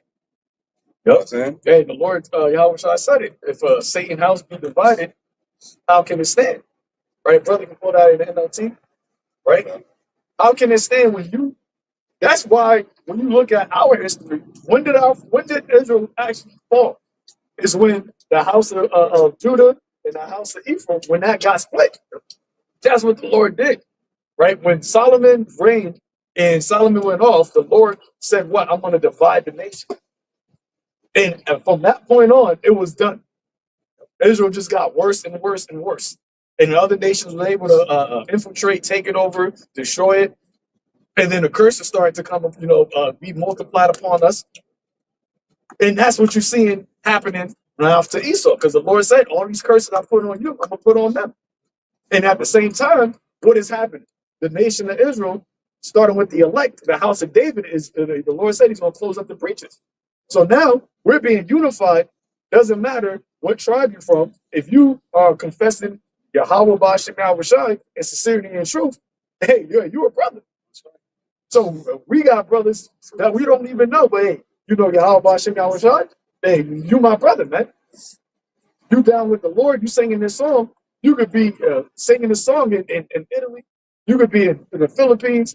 You could be from the South, from the East. That whole East Coast, West Coast beef that Esau trying to make during the 90s, that shit's done now in the truth. It don't matter if you're from the West Coast. Actually, it's even better. Like, oh, y'all out there singing, yeah, we over here. You in South America, you over there, man. Anytime you see your brother and how about you, man? It's like, oh, damn, Better. but now you see Edomite, see another Edomite with a hat on, looking at him all different. You damn dimmies, what do you call them? The lefties, the liberals. Them niggas, they be going in, yo. Even the courthouses, the Senate hearings and shit. Oh, yeah. And decency. Oh yeah. So look at what they're beefing over. They're beefing over wickedness, man.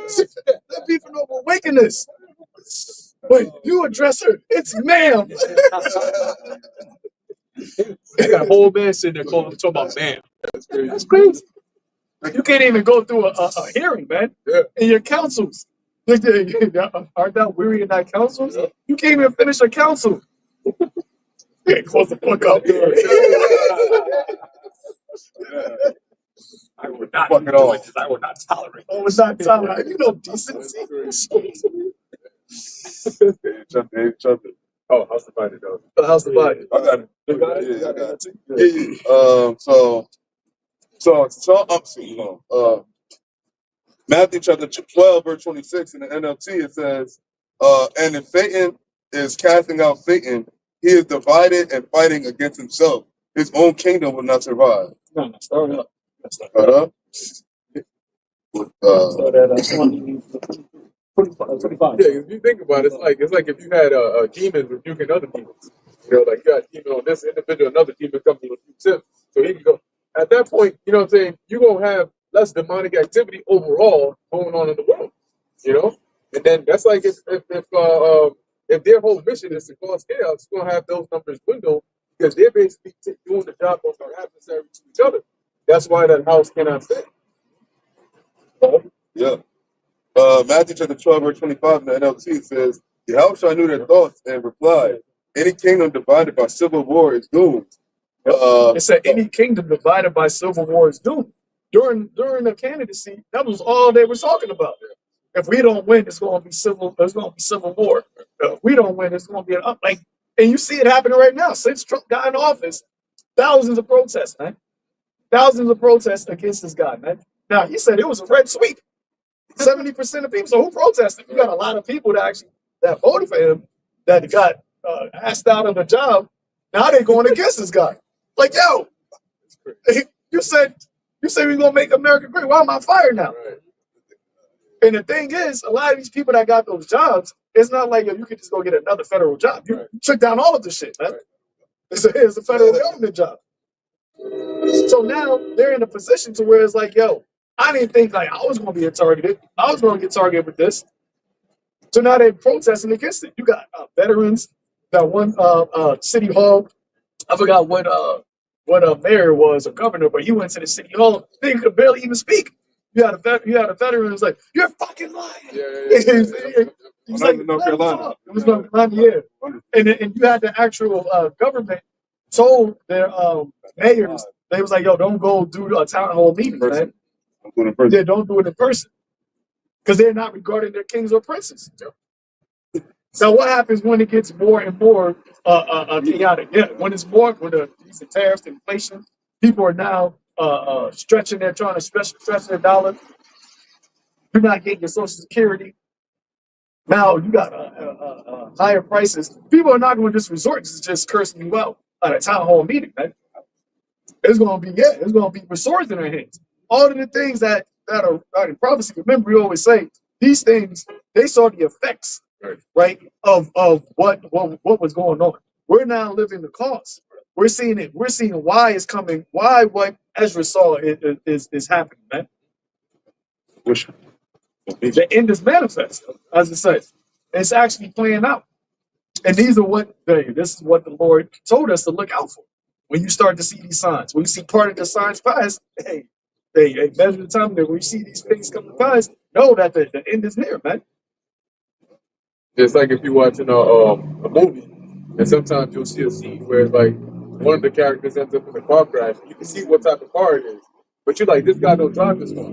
So as you're watching the movie, you see that sign happen, he comes into some money, and then this is the one specific car he goes to actually buy. So now you're like, okay, this scene must be coming up soon because now I see how he ends up in a car crash in this type of car when I know that's not the car he drives. So it's like us right now. We're living in the times where we're like, all right, based on how things are going now, because when Second Ezra's 15, 16, when these precepts were being brought out, it's been being brought out for decades, right? And so those were times where centuries, right? Those were times when the state of the world was almost like opposite to what the scripture said would be happening. Right? No, but I mean like being brought out, like being taught by the apostles and stuff like that. Down. So it's like you're saying, hey, the America's going to look like this at some point, and yet we're living in the complete opposite of that. Right. So you're wondering how does that actually happen? And now as we start to see things get closer and closer, it's like that we see through a glass darkly. We're getting closer and closer, so the image is getting clearer and clearer. Now we're like, it makes sense because based on what's going on now, the only possible solution would be that they would resort to this or resort to that. This is why Ezra said X, Y, and Z, or he saw X, Y, and Z. That's why it says in Second Peter that they've been since the fathers fell asleep. All things continue as they were. That's why you had scoffers. When we was, you can only imagine. I remember when we was first out here, you had people scoffing. So you can only imagine when the apostles was out there, man. How many people were just scoffing? You seen the videos. You see how people were just, it was always a crowd. The elder knows about it when he was out there. It was always a crowd. It was always people going against what you were saying. Because you were in the heightened part of Babylon. People were living good. During the time of Bill Clinton's reign, Jake thought that he was the Messiah, man. They thought Bill Clinton was their actual king. In the 90s, in that era, you had Jake was coming up. Because remember, you're only about 20 years removed, 20, 30 years removed from the Civil Rights Act, right? The 90s to the 60s, yeah, only about 30 years removed. And then during that time, Jake was able to start to get housing. Jake was starting to get better jobs, right? So in that time period, you had Jake was in the mindset of doom. It was in the mindset of now we're building up, we're getting more successful. The boom, yeah, it was in the boom mindset. But during that time, you still had the man, the Lord out there. The consistency was the prophecy of this place going down. That was being talked about. So that's why you had to rise. You had to whoop. It's like a roller coaster. You're going up, you're up there, and then you just straight down and drop. So it says, since the fathers fell asleep. So now you don't have people scoffing. Now you don't got people saying, y'all been saying that. Because what we're saying now, like you said with the boys in the world, you must be happy this is happening. No, of course they're not happy. So they're gonna be mad at us because we had to mourn. The Lord said that. Your mourning while the world is rejoicing, you're going to be mourning, but be of good cheer, because when you start to eat joy, no man going to be able to take that away. You can pull that up. Nobody's going to be able to take away the joy, because what are we happy about? We're happy about the unfolding of what is happening in society. You can't stop that. You can't stop what is actually coming to pass. They're trying to heal Babylon, but it's not being healed. So you can't stop the fact that America is falling. You can't stop that these wars are formulating. All you can do is just say, "Oh, I don't want to talk about it." But you don't got to talk about it. You live in it. And that eventually, that's the only thing that you're going to be living. You're only going to be living the hell, man. But we get to rejoice. Hey, Isaiah, it says, well, my servant shall rejoice in spirit, because we're not of this world. So us seeing this world go down, it only means that our world is coming. And that is what separates the elect, the hopeful elect, from everybody else. We see past this. We see afar off. People only can see right here. They only see what's in front of them. But we're looking past what's this, man. You got it? There's a book of John, chapter 16, verse 20. It says, verily, this is Yahushua speaking, verily, verily, I say unto you, that ye shall weep and lament, but the world shall rejoice. Yep. And ye shall be. No, I was going to say, and that's what we have been doing, man. Sighing and crying for all the abominations that have been done here, man. Our people indulge, and they still are indulging in wickedness. But in the beginning, I'll say for me, in the beginning of when I came out, we were always telling Jake about repenting, turning from their sins, stop eating pork, shrimp, crab, and lobster. Stop getting shape up. Sorry, and it's the same. That's still we're saying the same thing. But now it's more so. You better, if you don't stop now, you about to be killed. Like it is no more. Hey, the Lord calling you back, brother. Like now, the Lord's saying this is the last time I'm calling. If you don't pick up this one, it's over. Really, it's over. If you're not on this side, you might, bro. You better just hope you got mercy. I don't know, bro. It says that ye shall weep and lament, but the world shall rejoice, and ye shall be sorrowful, but your sorrow shall be turned into joy. A woman, when she is in travail, hath sorrow, because her hour is come. Yep. But as soon as she is delivered of the child, she remembereth no more the anguish for joy that a man is born into the world. Yep, hey, and that's likened unto what we're doing right now, because we've been sighing and crying, we've been mourning, right, for a long period of time. And that's like the birth pains. And the Lord says that these sorrows are like the beginning of the birth pains. So eventually, as the Lord just used, once the child comes, you stop sighing and crying. Right? You don't. All of the cry, all of the mourning, that's gone away. But now you got joy. And it said a son has been born into the world. So we're closer to Yahweh Shai, the son coming back into the world. So now we're more joyous, and we know that it's going to be the hour of temptation, that last push, because they say there's one more push, and then you're that right there. I see the head, and then that's the last. There's the greatest scream. That's the hour of temptation, and that's the mindset that you got to have. Like, we just got this last straight gate. Just go through this last push, and then Yahweh Shai going to be there. And he said that if you have kept the word of his patience, he's going to keep us through that last push, man. But see, yeah, we have the what they call the epidermal.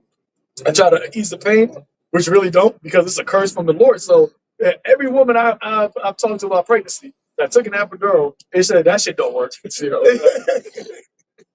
They just say they just feel like they don't feel their legs, but they still feel the pain in the canal, because it's a curse from the Lord. The Lord said that through labor, through pain, you're gonna bring forth children to the earth. So you can't undo the Lord's curse, man. You damn devils. Hey, bro, I think that I got you. Like you said, just like a woman when she's in labor, she can't go back. Once the baby starts coming and she's there and they tell her to push, a lot of women are shaking their head, no, no, no, I can't do this anymore. And yet, a couple hours later, the baby's out. So they know that right now, if half the baby's head is out, what you mean you can't do this no more? You don't have an option. You just got to keep on pushing.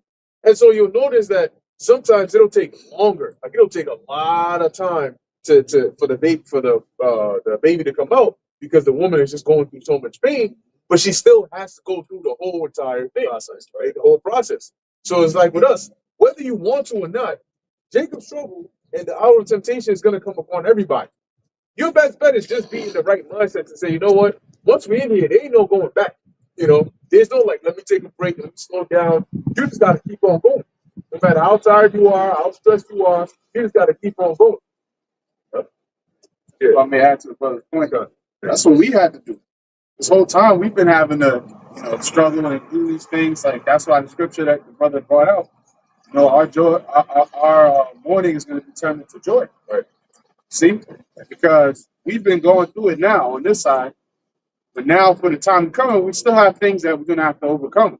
It's going to get harder, but we already embracing it. We already know what's coming, and the Lord is with us. So these people are going into it blind.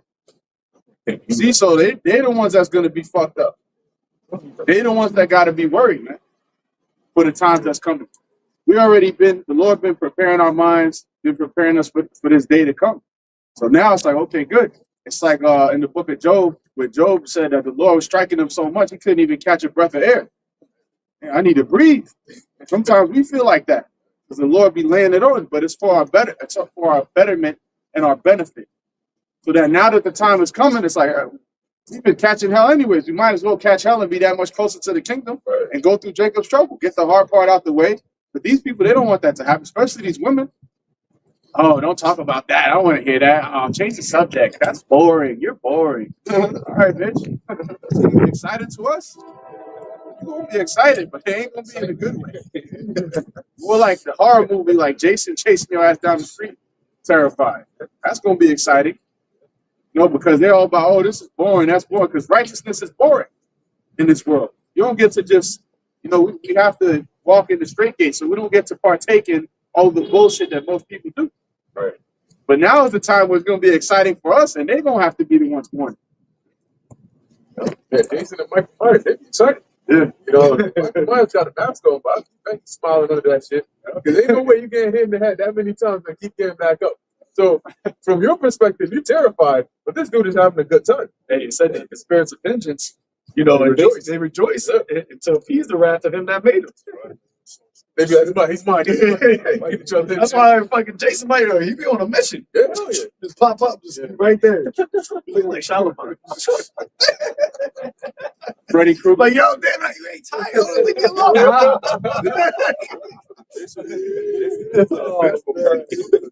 Jason killed out was that's why he only targeted that Crystal Lake. Yeah. What they did to him when he was younger. So that's a vengeful character. Yeah. You want to say something? Yeah, I was going to finish up with John 16 and 22. That's the point that you asked. John 16, verse 22, it says, "And ye now, therefore, have sorrow, but I will see you again. And your heart shall rejoice, and your joy no man taketh from you." There you go. See? He said, the Lord said, I'm going to see you again.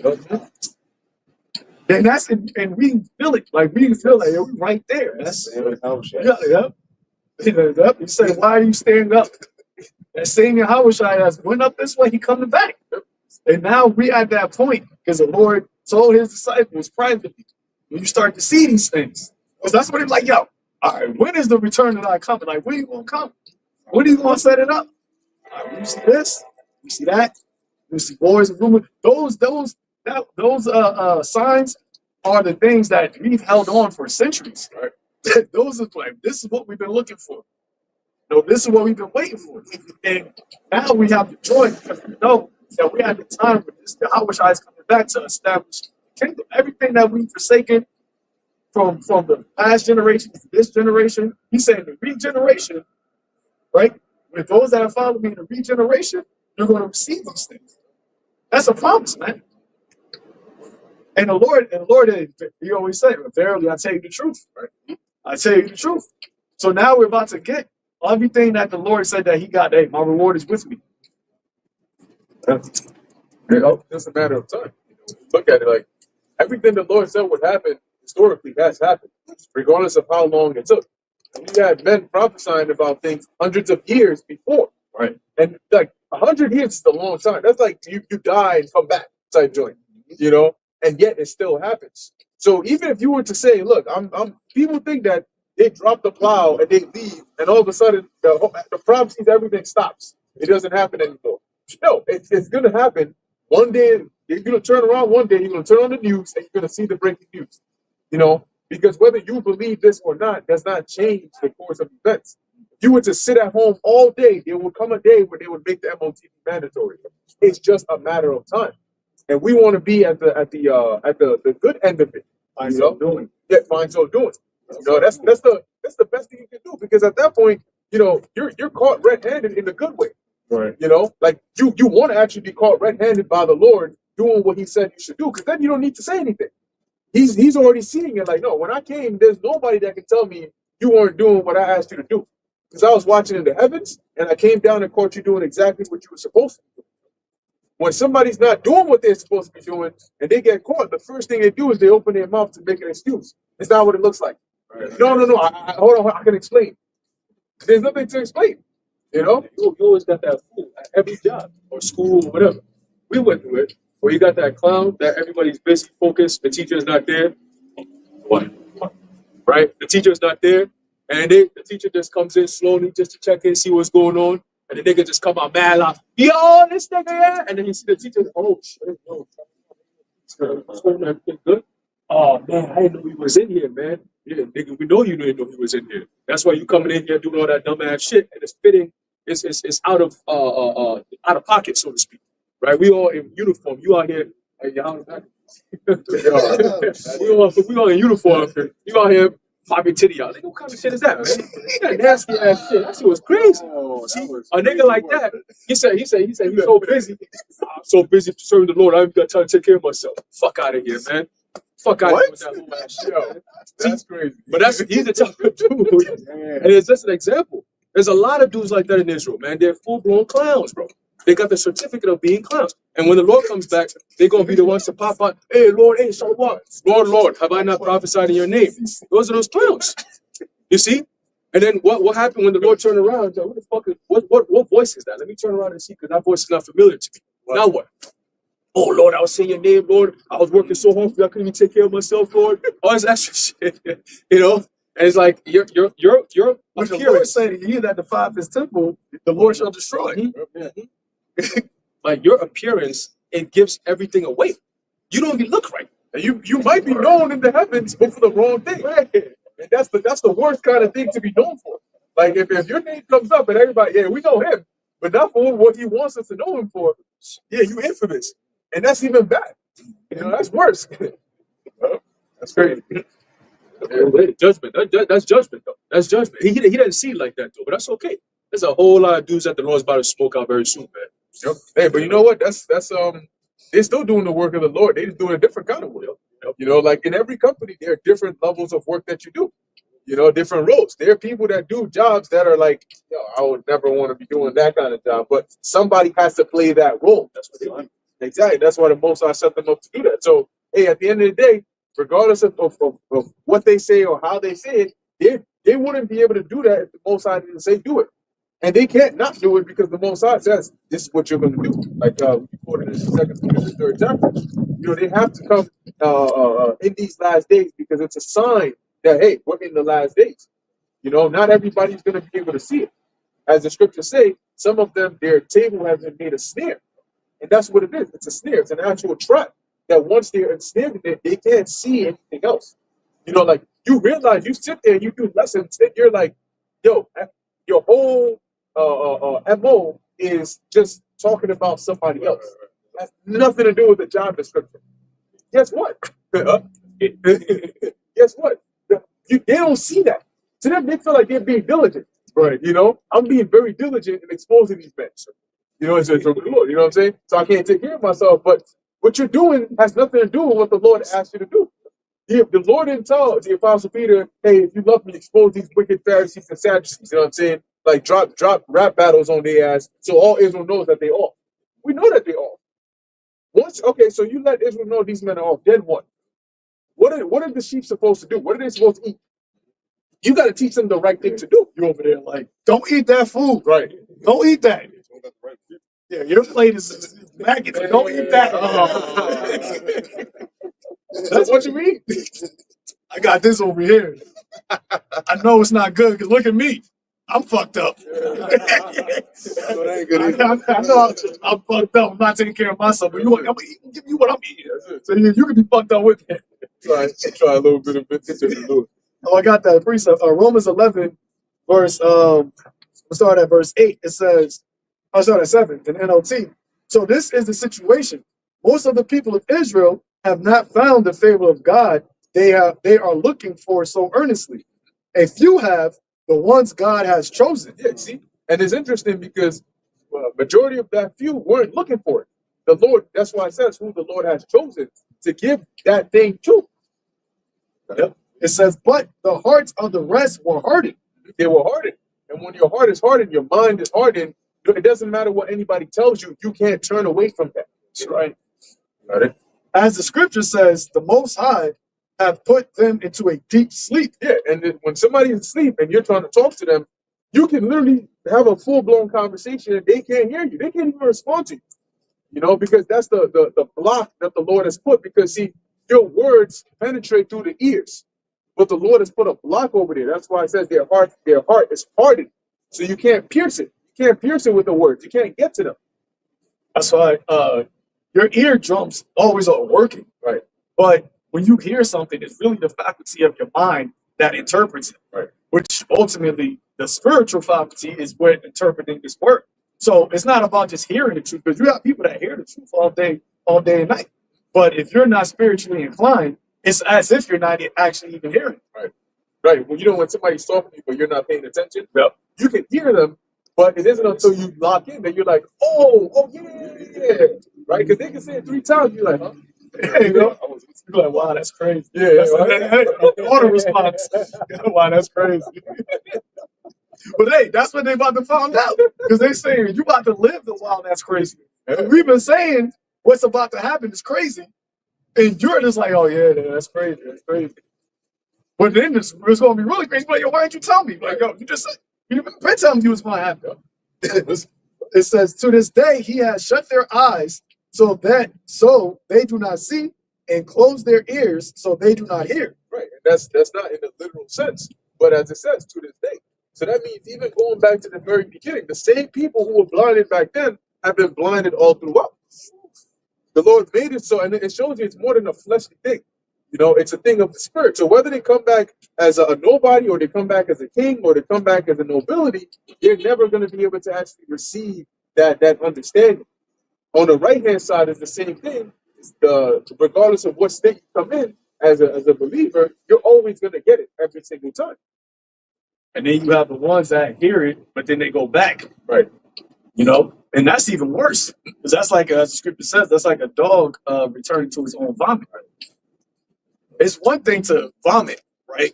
But then it's one thing to vomit and eat it. Oh, That's worse. yeah. Because like, I mean, I don't really vomit, but I've had vomited before, and that shit hurt. Like, oh. But then imagine going back and eating that shit. That's why I said that. Oh, it's better if you didn't even have known this, Right. than to have known it and turn back. You want to get beaten with many stripes, man. It'd be better for you to just go to the spirit world. Yeah. Because you don't have to actually live through everything that you used to talk about, saying you used to be on this side speaking the truth, and then you went and became an adversary against it. Now you don't have to live out the adversarial part of it, knowing that you was actually on the other side of it, Right. where you could have been protected. Right. You're going to know every single bit of it because you were teaching it. Yep. You're not going to have the mercy of ignorance. Right. Now, all right, this is bad, but hopefully maybe this is it. You can't take no more. You're going to know that there is more, and that you're going to have to take more. You're going to know that you're going to be beaten with many stripes. So you, as somebody who was without, might both be in a concentration camp. In the back of your mind, you know, shit, if he gets tortured and I get tortured, I'm getting it worse. I'm getting that many stripes. They may take him for an hour and bring him back. I'm going to be in there for 2 days. You know? Hey, but you know what's crazy? Even in peaceful society, you can't plead ignorance to the law. So how much more the Heavenly Father? That's why He sent prophets out here. Right. So if something happens, oh, Your Honor, I didn't know that this. Nah, you can't even say that. That's crazy. You at fault right away for saying some shit like that. Oh, I didn't know that that was It's your even duty. They'll tell you it's your It's your responsibility. responsibility as a citizen. Especially if You you're know driving. Yeah. How you behind a wheel, a machine, but you don't know the rules of the road? What are you doing here? How'd you get your license? You know. It's like we just said, two people in a concentration camp, and then you get that pressure to get the MOTB. You might have some people that may not know the consequence of getting MOTB. Right? They just be like, oh, I just got to do it. I don't want to, but But then you got the one person that actually knows the consequence, but because he doesn't have the Spirit of the Lord on him to keep him from that temptation, he's like, and he just with it in his head, like, yo, I know I'm going to get destroyed. Yep. Like, that's it. Yep. You know you're going to be destroyed. Yep. And there's nothing you can do to change that. You sealed, like, you got the one person like, yo, I didn't know I'm getting hit with a bomb, like, I didn't know. But yeah, the other, damn, like, that's, I take the spirit out of that person a little quicker than you. right. Yeah. Y'all burning together. Next thing you know, they stop screaming. You just looking at, you just by yourself. Oh shit, that's scary, bro. Oh shit. There's a little bit more of this. It says, verse 9. Likewise, David said, "Let their bountiful table become a snare, a trap that makes them think all is well." Look at that. And that's why, once again, and you know it has to be that because every single one of them follow the same recurring pattern. They're stuck in that way. That's why they group together. They're stuck in that way and they can't see. So according to them, everybody else is wrong. Right? But that, the Most High threw away everybody and everything except for what they're saying. And what is it that they're saying? Oh, these men are wicked. That's the doctrine. That's the doctrine. It's crazy. Reset? One West is going down. Right. That's the doctrine. But as the Lord said, thus saith the Lord, one West is going down, it's not a one That's crazy. A little bit on this says, let their blessing cause them to stumble and let them get what they deserve. So whatever it is, their bountiful table that they're feasting upon, thinking that they're doing good, is really a snare. It's like you eating this delicious food, come to find out it was all poison. You ain't gonna find that out until as it's getting into your digestive system. Then you wondering, why keep coughing? You know what I'm saying? Like, what is it? Yeah, King Joffrey. Oh yeah. You proud and wicked. And then you're like, ordering people around and they poison his ass. And he's like, oh shit, but it's too late. Nobody can help him. Everybody's like, oh, the king is dying. He's dead. Ain't no dying. He's dead already.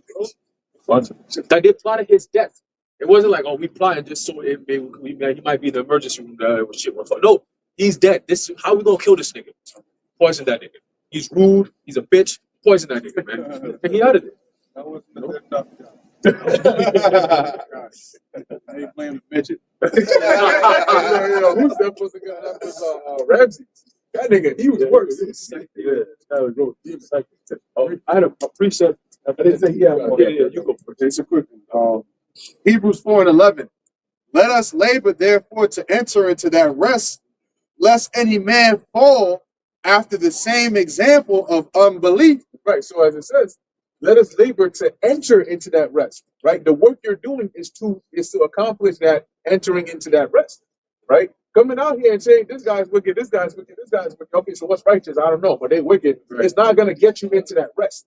Okay. The Most already knows who's wicked and who's righteous. What more are you doing? So labor that you may enter into that rest. So you'd ask yourself, Lord, what do I have to do to get into that rest? What is it that you want me to actually do? Because you're the one who can open that door for me. Well, the Lord told you, I said, feed my sheep. So then that's it, feed the sheep. When Paul and Barnabas had that disagreement, you don't read in the letters of Paul, he's showing the Corinthians, hey, watch out for that dude Barnabas, man. That dude, he likes to support lukewarm ninjas. You know what I'm saying? So don't rock with him. If he comes over here, no, don't mess with him. And you don't see that back and forth. They're like, all right, I'll do it. I'll do the work over here. You do it over there. So at least we're still doing the work. That's what matters. You can't come against the truth if you don't know the truth yourself, right? If you don't know right from wrong, you sit here saying, well, they're wrong, but I don't know what's right. So then how can you say such a thing? You can't utter what's right or wrong. You don't have no discernment. What's the revelation? What's the breakdown of the MOTB? Oh, I don't know, but I know they're wrong. Wow. You don't know what it is. You see, but that's what sideline hoes do. That's like sideline scoffers do. They just want to point, yeah, like the dude that's on the court, you know, like LeBron, like Kobe. Maybe not LeBron. Watch it. We get to talk to after about that. But maybe Kobe, right? Yep. MJ, whoever's great on the field in the UFC, John Jones, Yep. they're in there doing what they got to do. They're not worried about the sideline, Stephen A. Smith. Stephen A. Smith, what does he do? That nigga put up 2 points his whole career in elementary school or whatever. But it's funny because he has a large following. He That's does. what people like. People like to hear the shit talking about other people. Yeah. That's why when you watch videos, the most viewed videos is ones that are being shit talked. Controversy. Yep. There was a quote. I forget. I don't know if it was Oscar Wilde or somebody. He said, "Nowadays, people know the price of everything and the value of nothing." Right? And that's true because that's a society that's been bred through the school. You know, you're not really learning real shit. You're just learning things that's to keep you busy. You know, and then you grow up not knowing shit, and then the government keeps taking advantage of you. And then you go to college, get a degree, just to go work at McDonald's, and then get fired from it. You can't even do a McDonald's job right. Yeah. You know what I'm saying? That's the society that we're living in now. You talk about, oh, America in the next 50 years. There ain't no hope for America in the next 50 years. Why do you think all these companies are switching to automation? Because they're like, no. We can't deal with this. If after CV, we've seen the trend. We've seen how people are moving. They're not like people anymore. There's like there's a certain spirit that came in and a certain spirit that left. See what I'm saying? The righteous spirit or the actual spirit of sense is gone. It's gone completely. The way people drive, the way people talk to each other nowadays, you know, even the way people perform at work, it's laziness, man. Everything is just like lazy, whack, soft. Men have become very effeminate. Like, and Zaquan, we were talking about it the other day, where people are the most offensive people are the ones who get offended the most. How the fuck you gonna be the most offensive, but you take offense to everything, man? What's going on there? There's clearly an imbalance. Was it throwing stones in the glass house? In the glass house. Yeah. You know, like it's not gonna hit you. So what if somebody throws a stone at you? Your whole shit is cracked. You know? So since you said that, actually, I forgot. There's something you mentioned. America in the next 50 years and how automation is what you mentioned. And what I was saying to you earlier was apparently they're saying that with like this whole AI stuff, with the large language models, the actual part that does the piece thing, they're saying that apparently these models actually like they think, but they don't think in like English or some other language. They have their own like AI kind of version of a language that they think in. Gibberling, he said, which is like how you have that voice in your head whenever you're like reading something or thinking. There's a voice in your head.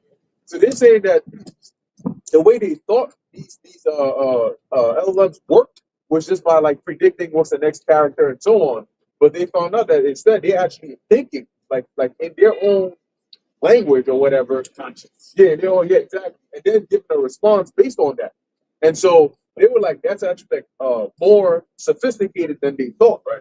And I was remembering like how we were saying how you have these demons that can actually use those as vessels, you know, and reason with them, right? You know, and use that to do all these things. So when robots go rogue, like in the movie I, Robot, you notice their eyes turn red. They went from blue to red. And whenever they go rogue, it's never to go rogue to do something positive. There's always something negative. Skynet, right? The Terminator series and all that. That's real. Hey, there's a video that I just saw a couple of days ago. I think it was on Kawasaki. Oh, with the That shit. I said, yo, they turned the well, you gotta explain what it is. Yeah, it's like a It's a robot. it's dog. like a robot Right. dog, but you could sit on it and it's like a motorcycle type. Oh, yeah, but it has That legs. shit, yeah. Jumps. And it's jumping over terrain. I said, yo, you being chased by this shit. That nigga flying over shit, like, you know, jumping. I'm like, They yo, don't get tired. they don't know, it's not like I can outrun them. Nope. Imagine that with demonic possession, because remember, the word demon simply means intelligence, right? So when you say artificial intelligence, you go. And Elon Musk said, oh, with AI, we're summoning up the demon. Summoning. Right? So they're conjuring up these spirits. They got CERN and all these different things, man. You know? But that's in Black Mirror. There was an episode with a tiny robot. There was like Yeah, a that was robot chasing dog that. that was chasing the person Yep. and chased them every day through water, through snow, through rain, and finally caught him in like some small factory building and killed him. Yeah, a warehouse. Killed him. That shit chased them like all over the whole map, wherever you went. Yeah. That's also they showed you in a movie called there was a YouTube movie called Machines of Men or something like that. Some shit of men. And it was literally Esau coming up with DARPA and their robots, the killer robots, and they sent them to a different country, like a remote area. And they just dropped the robots over there, and then they see how the robots perform. And they hire techies, right, who are kind of like looking for a come up, but they're real smart. They just don't have the opportunity. Right. So they say, look, we're going to hire you, give you a contract, and we're going to work on something that's classified. You can't talk about it. You don't have no relations with your family. And guess what? If you dare talk about it, see this video right here? Who's that? Oh, that's your mom? Oh, that's your wife? That's your son? Okay, yeah. Just so you know, we know where they are. All right? So now go ahead and go do the job. And they sit in this small little room somewhere, and they have all the capabilities, and then they get orders. And they do, they said, do this. Oh, shit, but there's a family over there. How you going to expect me to, you want me to wipe them all out? Yeah, you better do it, or your wife is going to get wiped out. And it's like, okay, well, you have a choice between wiping out people you don't know in a foreign country, or your family get wiped out. And then they promise you all these things. You end up doing it. And at the end of the day, they kill you on top of that, man. So now you finish the job. You committed all these atrocities. And you don't even get paid because your wife and your life is gone. That's what Esau does, man. You know, but I had this precept. Yeah, it's like that eagle eye. Eagle eye. You had Shia LaBeouf. You had basically was an AI. Monsters of men. You had an AI basically setting up the people to try to basically create a catastrophe upon, I think it was like governors or like I forgot exactly what it was, like somebody higher up, but the AI wanted to keep it going. Oh yeah. Kill the president, right? Yeah, it was taking off. It was using a bunch. It was using a shot of a woman. Yeah, to accomplish the goal and moving forward to eventually kill the president. Right. You know. So hey, that's why even the people that I think it was they call him the grandfather or godfather of AI, where he basically said, like this can get really bad. You know, like we can lose control of this, and it'll basically wipe out humanity. And that's why they ultimately want people to merge with AI, right? Because if you merge with AI, then you can have the artificial intelligence plus your intelligence, so you will never be able to. AI would never be able to get above the humanity, but it's not humanity no more. Right? It's a cyborg, and that's why the Lord said that if He didn't shorten these days, there'll be no flesh to save. Right? Because that's what Yahweh Shai is coming to save. He's going to change our flesh, but He's going to come to save man. They ain't going to come and save man and machine, because that's inorganic. That's what Paul said, right? We created inorganic. And our inorganic is not susceptible. I mean, technically it is, because the Lord can do whatever He wants, but there's no spirit in that. So if Esau is having something that has no actual spirit, be in control of the earth and control of the people, then you take the Most High out of the equation. Because the Lord is the Father of spirits. What is that? How is this able to think? How is this able to move? How is this able to reason? How is this able to predict? Like I said, the AI is Esau's last divination. The first divination was with the serpent, where he took, because of the envy, he took immortality away from the sons of God. And the last divination is to put his image in you. And then that's how you're always going to always live. A perpetual hell. So we went from immortality to we went from eternity in paradise to eternity in hell. Speaking of what you said, virgin, I might have brought up before, but remember the dude that cat said that Paul Schwab said to bring China over the next model of the world, and I see this and it fucked me up. But it said, not fucked me up, but I was like, oh shit. It said every student in China will be required to learn artificial intelligence starting September 1st, 2025. The mandate starts as early as 6 years old. Oh. So that's the brother said merging with AI. And remember China. You know what I'm saying? These niggas that they the next up after America as far as economy, they got a military, they're the next best thing. And what is the beef really between China and America is those chips, semiconductors. They using the whole China beef, China America beef to speed up the MOTP prophecy as well. Because now you got almost like a Cold War, an arms race. Back then it was U.S. versus Soviets, with what's that? Tech race.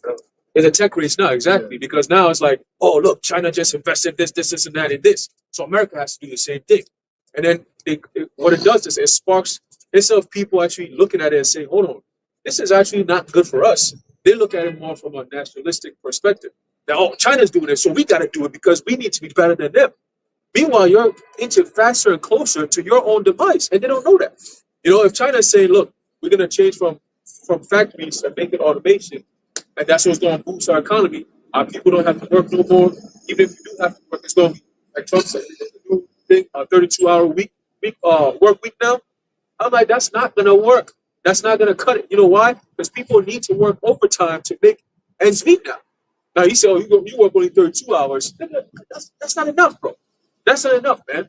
And that's what's that going to do is these companies, they need people to work. If you say, oh, you can only do 32 hours and pay them for it, guess what? They need more help. So what happens? They have to do an overhaul. This is not working. We need to go full-on automation. And people are going to lose jobs. When people lose jobs, they're going to complain. When they complain, the solution is going to be the UBI. And then within the UBI, you're going to have the MOTB to prove that you are so you can receive your so-called benefits, man. And that's what we're telling you. The whole message we're giving it sums up to that. All right, quick precept. This is a book of Ecclesiasticus, and this goes back to a point your brothers made about teaching somebody who's sleeping. This is Ecclesiasticus 22 and verse 7. It says, whoso teacheth a fool is as one that glueth a potsherd together, and as he that waketh one from a sound sleep. So we when we do this work, you're gonna have people they're not gonna hear you because they're sleeping, right? Spiritually, they're sleeping. So when they hear this, it's like mumbling in the background. And then they might tune out of sleep for a little bit and then hear a few words and then go right back to sleep because they didn't like what they heard. Right? Verse 8, it says, he that telleth a tale to a fool speaketh to one in a slumber. When he hath told his tale, he will say, what is the matter? Right? So when you done went keep breaking things down, nigga gonna wake up. What's the matter? What you say? What just happened? What just happened? You talking? Were you saying something to me? Oh, you talking to me? I was sleeping. Why are you still talking to me? He might curse you. You piss him off, because you woke him up. And that's a lot of people. Why you telling me all this, man? I didn't want to know all this stuff, man. I know friends and family that you tell them what's going on, and it's almost like you scarred them. Yeah, when you get to the part where they're supposed to have a reaction, they don't. They don't. Like you're explaining it to them, and you get to that part, and then they just like you're like, I know you didn't get what I said. It happened last time. You tell someone, yo, what I'm telling you is important. You could die if you don't take it. Yeah, I could die. I want to die. And you're like, what the fuck? Right. He hates the word so much that he want to die. You want to die rather than hear the truth. Yeah, and the Lord is going to grant you that wish. Okay, no problem. There you go. If I die, I die. But I got some in my back pocket. Some death. Yeah. You don't understand the magnitude of what we're saying here. It's not just a random ass death. Yeah. Nigga, who the fuck is about to die and actually wants to die? That's how you know the devil is bullshit, man. Because if you were living and you're saying I don't care if I die, right? Like what? What? That's because you're living in hell. So you're living in a place like, yo, man, it can't be that much worse than this shit. Right. Like in the kingdom, we were talking about on the chat, like people ain't gonna want to die, but they're not gonna have that. Like the heathens are gonna be sad that they get old. They know what's the they be telling the old people, what's the secret to life living long? They be like, oh, you gotta eat your vegetables, and people they're gonna be upset that they get old, man. That's why they're gonna say, oh, let's learn your ways. Right. Like, yo, teach us how they, righteousness. The scripture says righteousness and immortality. I want to be righteous. Like, yeah, but it's not, it's just not written in you. Right. Because you're gonna commit a sin, you're gonna do something. But they're gonna be out here, yo, can you teach us how to do X, Y, and Z? Everything. Everything to the key, man. And they're gonna get to live longer, but eventually, because you're still gonna die, because you don't have what it takes Does it say that? It says, let us learn his ways. Yep. We should go to seek. We should go to seek His God, because our God is the only one that can provide immortality. Because our God is the only one that is a living God. From everlasting to everlasting, God. To add to your point, Ezekiel 16:6, dealing with when the Lord made Israel his chosen, right? Deliverance from Egypt or so on. Ezekiel 16:6, and when I passed by thee and saw thee polluted in thine own blood, I said unto thee, when thou wast in thy blood, live. Yea, I said unto thee, when thou wast in thy blood, live. Yeah, so the Lord said unto you, live. No, in other words, we were in a fucked up condition, like a baby that was just thrown out in the field, right, with the umbilical cord hanging out in the pile of blood. Right. And the Lord found us and said, live. I'm gonna make you my people. So this is life. But here it is. Look around. If we pan around the camera, all you see is death. Concrete, smog, pollution, and death. Sirens right now. Yeah, sirens, chaos. Somebody probably just died just now. You know, there was a woman over here. She had a baby in the cold in the winter. He don't know what the hell's going on. Clinging on for dear life in a stroller with death and danger all around. This is not life. And contaminated rain coming from the fucking clouds. They say they got heavy metals in the rain, microplastic. Like this is that. So when somebody say, "Oh, I might die," God was like, "Well, you already died. Like you already died." The Lord said, He doesn't take pleasure in death of Israel, because Israel initially wasn't supposed to die. We was created, starting with Adam, was created in the image of the Most High's eternity. These heathens, and that's why the serpent envied Adam and Eve, because it's like God not dying. We don't want to die. But see, Esau, he claims, and speaking specifically about Amalek, they claim to be the people of God. Well, why don't you promote the scriptures then? Right. Why don't you promote righteousness as being the way to have immortality? Why are you Yuval no Harari, which is an Amalekite? Why are you promoting inorganic? Why are you promoting techno immortality? Why are you not saying, the God of my people, he gives immortality to explore studies? Why are you not saying that? They say Klaus Schwab goes back to the Rothschilds. So he's an Amalekite. Why are you not? Why the lords of this earth, right? Lord Jacob, Lord, Lord. Why are you not saying, no? Hey, serve the Lord, serve righteousness, and then you can live forever. You don't need technology. Because ultimately it wasn't given unto them. That promise wasn't for them. So they're trying to find a different way to immortality. They're trying to find a different avenue, but there is no way, because there's only one man that walked the earth that has immortality. There can only be one. It's the more they try to fight against the destiny, the faster they get to it. Right. Here it is. They speed up all these MOTV prophecies since 2020. And since 2020, you've had two of the top Rothschilds. The Lord took them out, Evelyn and Jacob. And the other one in California. Oh, yeah. The other got a truck. Actually, I don't. Getting the fire. Him too. The Lord took one on the fire. Yeah. So a lot of these fire. In his house.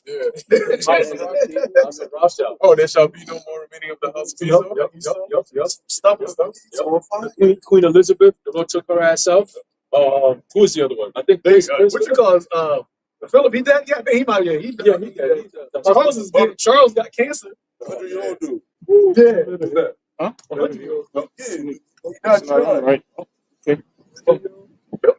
Okay. He just died like a month ago. He was 100-year-old. No. The guy. He was like In London? I don't know, but he was like fucking fat. Yo, man.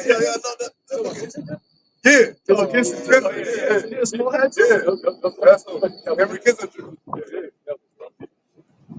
But hey, that's going to show you that and we talked about this before, how you notice these devils is pushing this artificial immortality, and all of them devils that comes up and they talk all this shit, they use the word young global leaders and all that, but you look at them, they're all old. They're all old, bro. They're all decrepit. And look at us, we're all young men. So even if we're to go hand-to-hand combat, it's a game over rap, man. So how much more in the spirit? Thinking of, oh, Yahushua is going to come back. Whose equivalent do you have that's going to be Yahushua? When he comes back, who do you have? He comes back young. Yeah, It's talking about, Man, Falling and all the rest. I'm saying, yeah, the scripture talks about the lion from the soil and who's a shepherd that's standing Right. against Yeah, you go. Yeah. That has to do or die. You. That's it.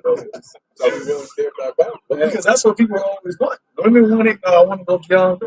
You know, that's what all the surgery and all the pills that they try to they got the what's that pill where it's basically generate your cells so that you can then they sucking up the blood of young people. What's it called?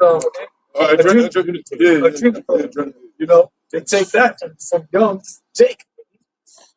take foreskins. Huh? They take foreskins and they make it into cream. Oh.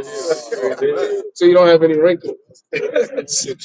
How do you know that? How do you know foreskin does that? And they do a compass intelligence search. Oh, the beaver anus. I got beers and eel sperm for How do you achieve that? They got that shit in products for women for their face and shit. My girl showed me like a TikTok like they got eel sperm that makes their face rejuvenate and shit. Bro, I'm like, yo, this nigga don't stop, yo. That's why you women are all so bugged out. Now, all kinds of different shit. And, it goes into your pores, right? It enters into your bloodstream. Yeah, that's what we call them, like sorceries. You know, there's no science. You know, He saw the devil, man. He didn't ask witchcraft science. He said, oh, it's scientific name. so you won't know what it is. You won't know what it is. Like, that's what it was. Artificial products. Like they'll have I saw a documentary where a red dye is literally just like some termites. Just crush it into powder. But you don't see the word termite Right. in the like you see some fucking It's a fucking scientific. They're like, what the fuck is this? Oh yeah, that's the termites. But we gonna call it some. He's gonna say some other shit. That's Esau for you, man. He used double speak to advertise shit to deceive people more and more. He gonna say, "Oh, look, this toothpaste right here, it helps in reducing cavity." Nigga, what kind of cavity? So it's not gonna cure the cavity. It's not gonna stop the cavities from happening. It's just gonna help in reducing cavity. Well, how much do I need to help reduce it? He doesn't go into that because he doesn't want to be liable to be sued. Oh, I use your toothpaste. You told me my cavity's gonna be gone. I didn't say that. I said it's going to help. It could help. It's possible that it could help. You know what I'm saying? It's all up to you, though. And how you interpret the word I'm saying, it's up to you. If you buy it, you bought it. You know what I'm saying? So they always use these funny little words, double speak, to trick people into doing things, man. And that's why they have new words coming out every year. You know, just if you're not looking to deceive someone, why the hell do you need so many words? Why do you need 13 synonyms? For one word, it doesn't make any sense. You're trying to deceive people. And if you go into Hebrew, the words are pretty much simple. It's just like two familiar words being pushed together, or this one comes from another word that means that, and this, that, and third. But they just put words out their ass, so nobody knows what it means at all. And then just put in dictionary. It's a new word. That's why they don't use the word war anymore. They use the word conflict. Yeah. These were excursions. Yeah. English language is there. Yeah. That's really what it is. Like people, sometimes you talk to people, they're like, yeah, no. What the fuck is that? Yeah, no. Positive, negative. In Hebrew is kan or la'ah. You don't say kan la'ah. It's either yes or no. Let your yay be yay or your nay be nay. Everything that this man comes with is upside down, bro. Anytime you tangle with a serpent, you're gonna get bit. These women go to the doctor and they trust in this man and his medicine, they end up getting a C-section and cut off.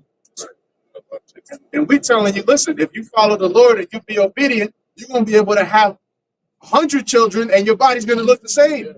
If y'all really knew what was on the line here, you wouldn't be acting the way you do. Right. Well, that's what Eve did, right? And that's why she got to stand in her chance now, because she got deceived by the serpent. She gave up immortality. Now you got to make that shit worthwhile. Right. But it's not worthwhile. You gave up immortality some physical pleasure, right? Because it tastes good, it smells good. So now you're like, well, shit.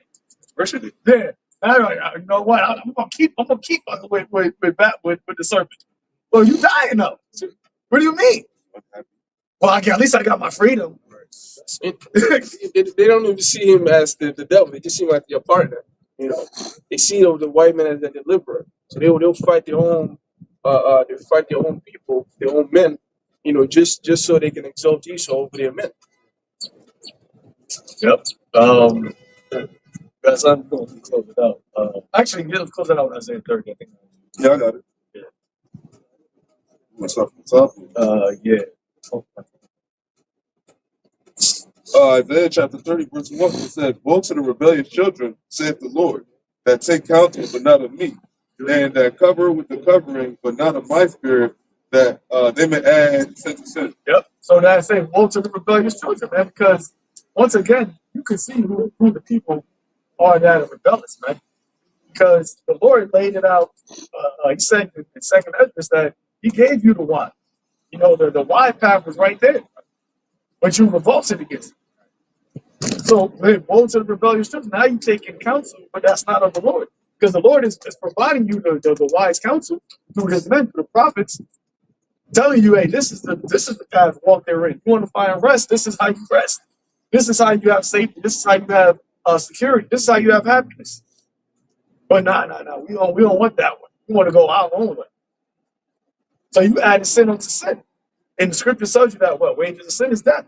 So you're gonna get exactly what you want. You know? That's it. Go ahead.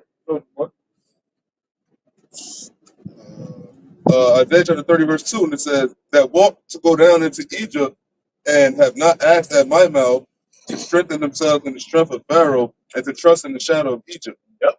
So you trusting in Babylon, you trusting in the quote unquote vision that these Edomites are telling you, or that they had when reshaping the future.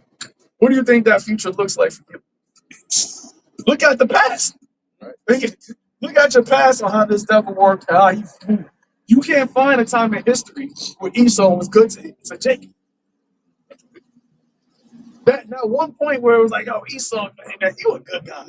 It might have been even when Jacob had to fight Esau, and then the Lord had to put a spirit on Esau, because Jacob prayed, was like, yo, he gonna kill me. He was like, all right, now, well, make sure he's cool right now, because I have a story to play out. But his seed, that nigga gonna hate your seed, and that goes back to the garden. He said, what? You're put enmity between the earth seed and thy seed. So it's always been that way. But here it is, you going to him for help. Never trust thine enemy. But now we're gonna trust him. I think, and that's Jake, man. Jake always think like, yo, maybe this time will be different. Sanity. That's exactly what insanity is. Go ahead. Isaiah chapter 30, verse 3, and it reads, so therefore shall the strength of Pharaoh be your shame, and the trust in the shadow of Egypt. There you go.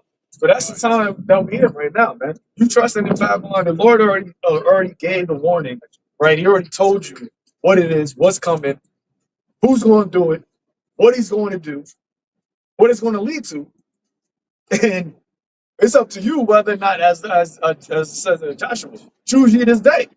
Who you going to serve?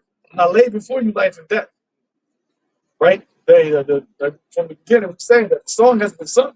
So if you don't want to hearken to the voice, you don't want to listen to the lyrics, there's nothing you can do. That's why Yahweh said it. What shall I like the generation of two? I lamented, you didn't mourn, piped, you ain't dance. So we're just going to close up shop. We're going to take our instruments, we're like, you know what, it was good. And that's it. And that's why it says that then which shall hide itself in her secret chambers. And at that point, that's when you're going to be looking for answers, but there ain't going to be none at that point because we don't even give you the answers. I think that was it on that. You know, so hey, we're going to close it out with that. Lord willing, just edifying to the elect, giving all praises, honor, and glory to. So next time, shalom to the elect. That's it.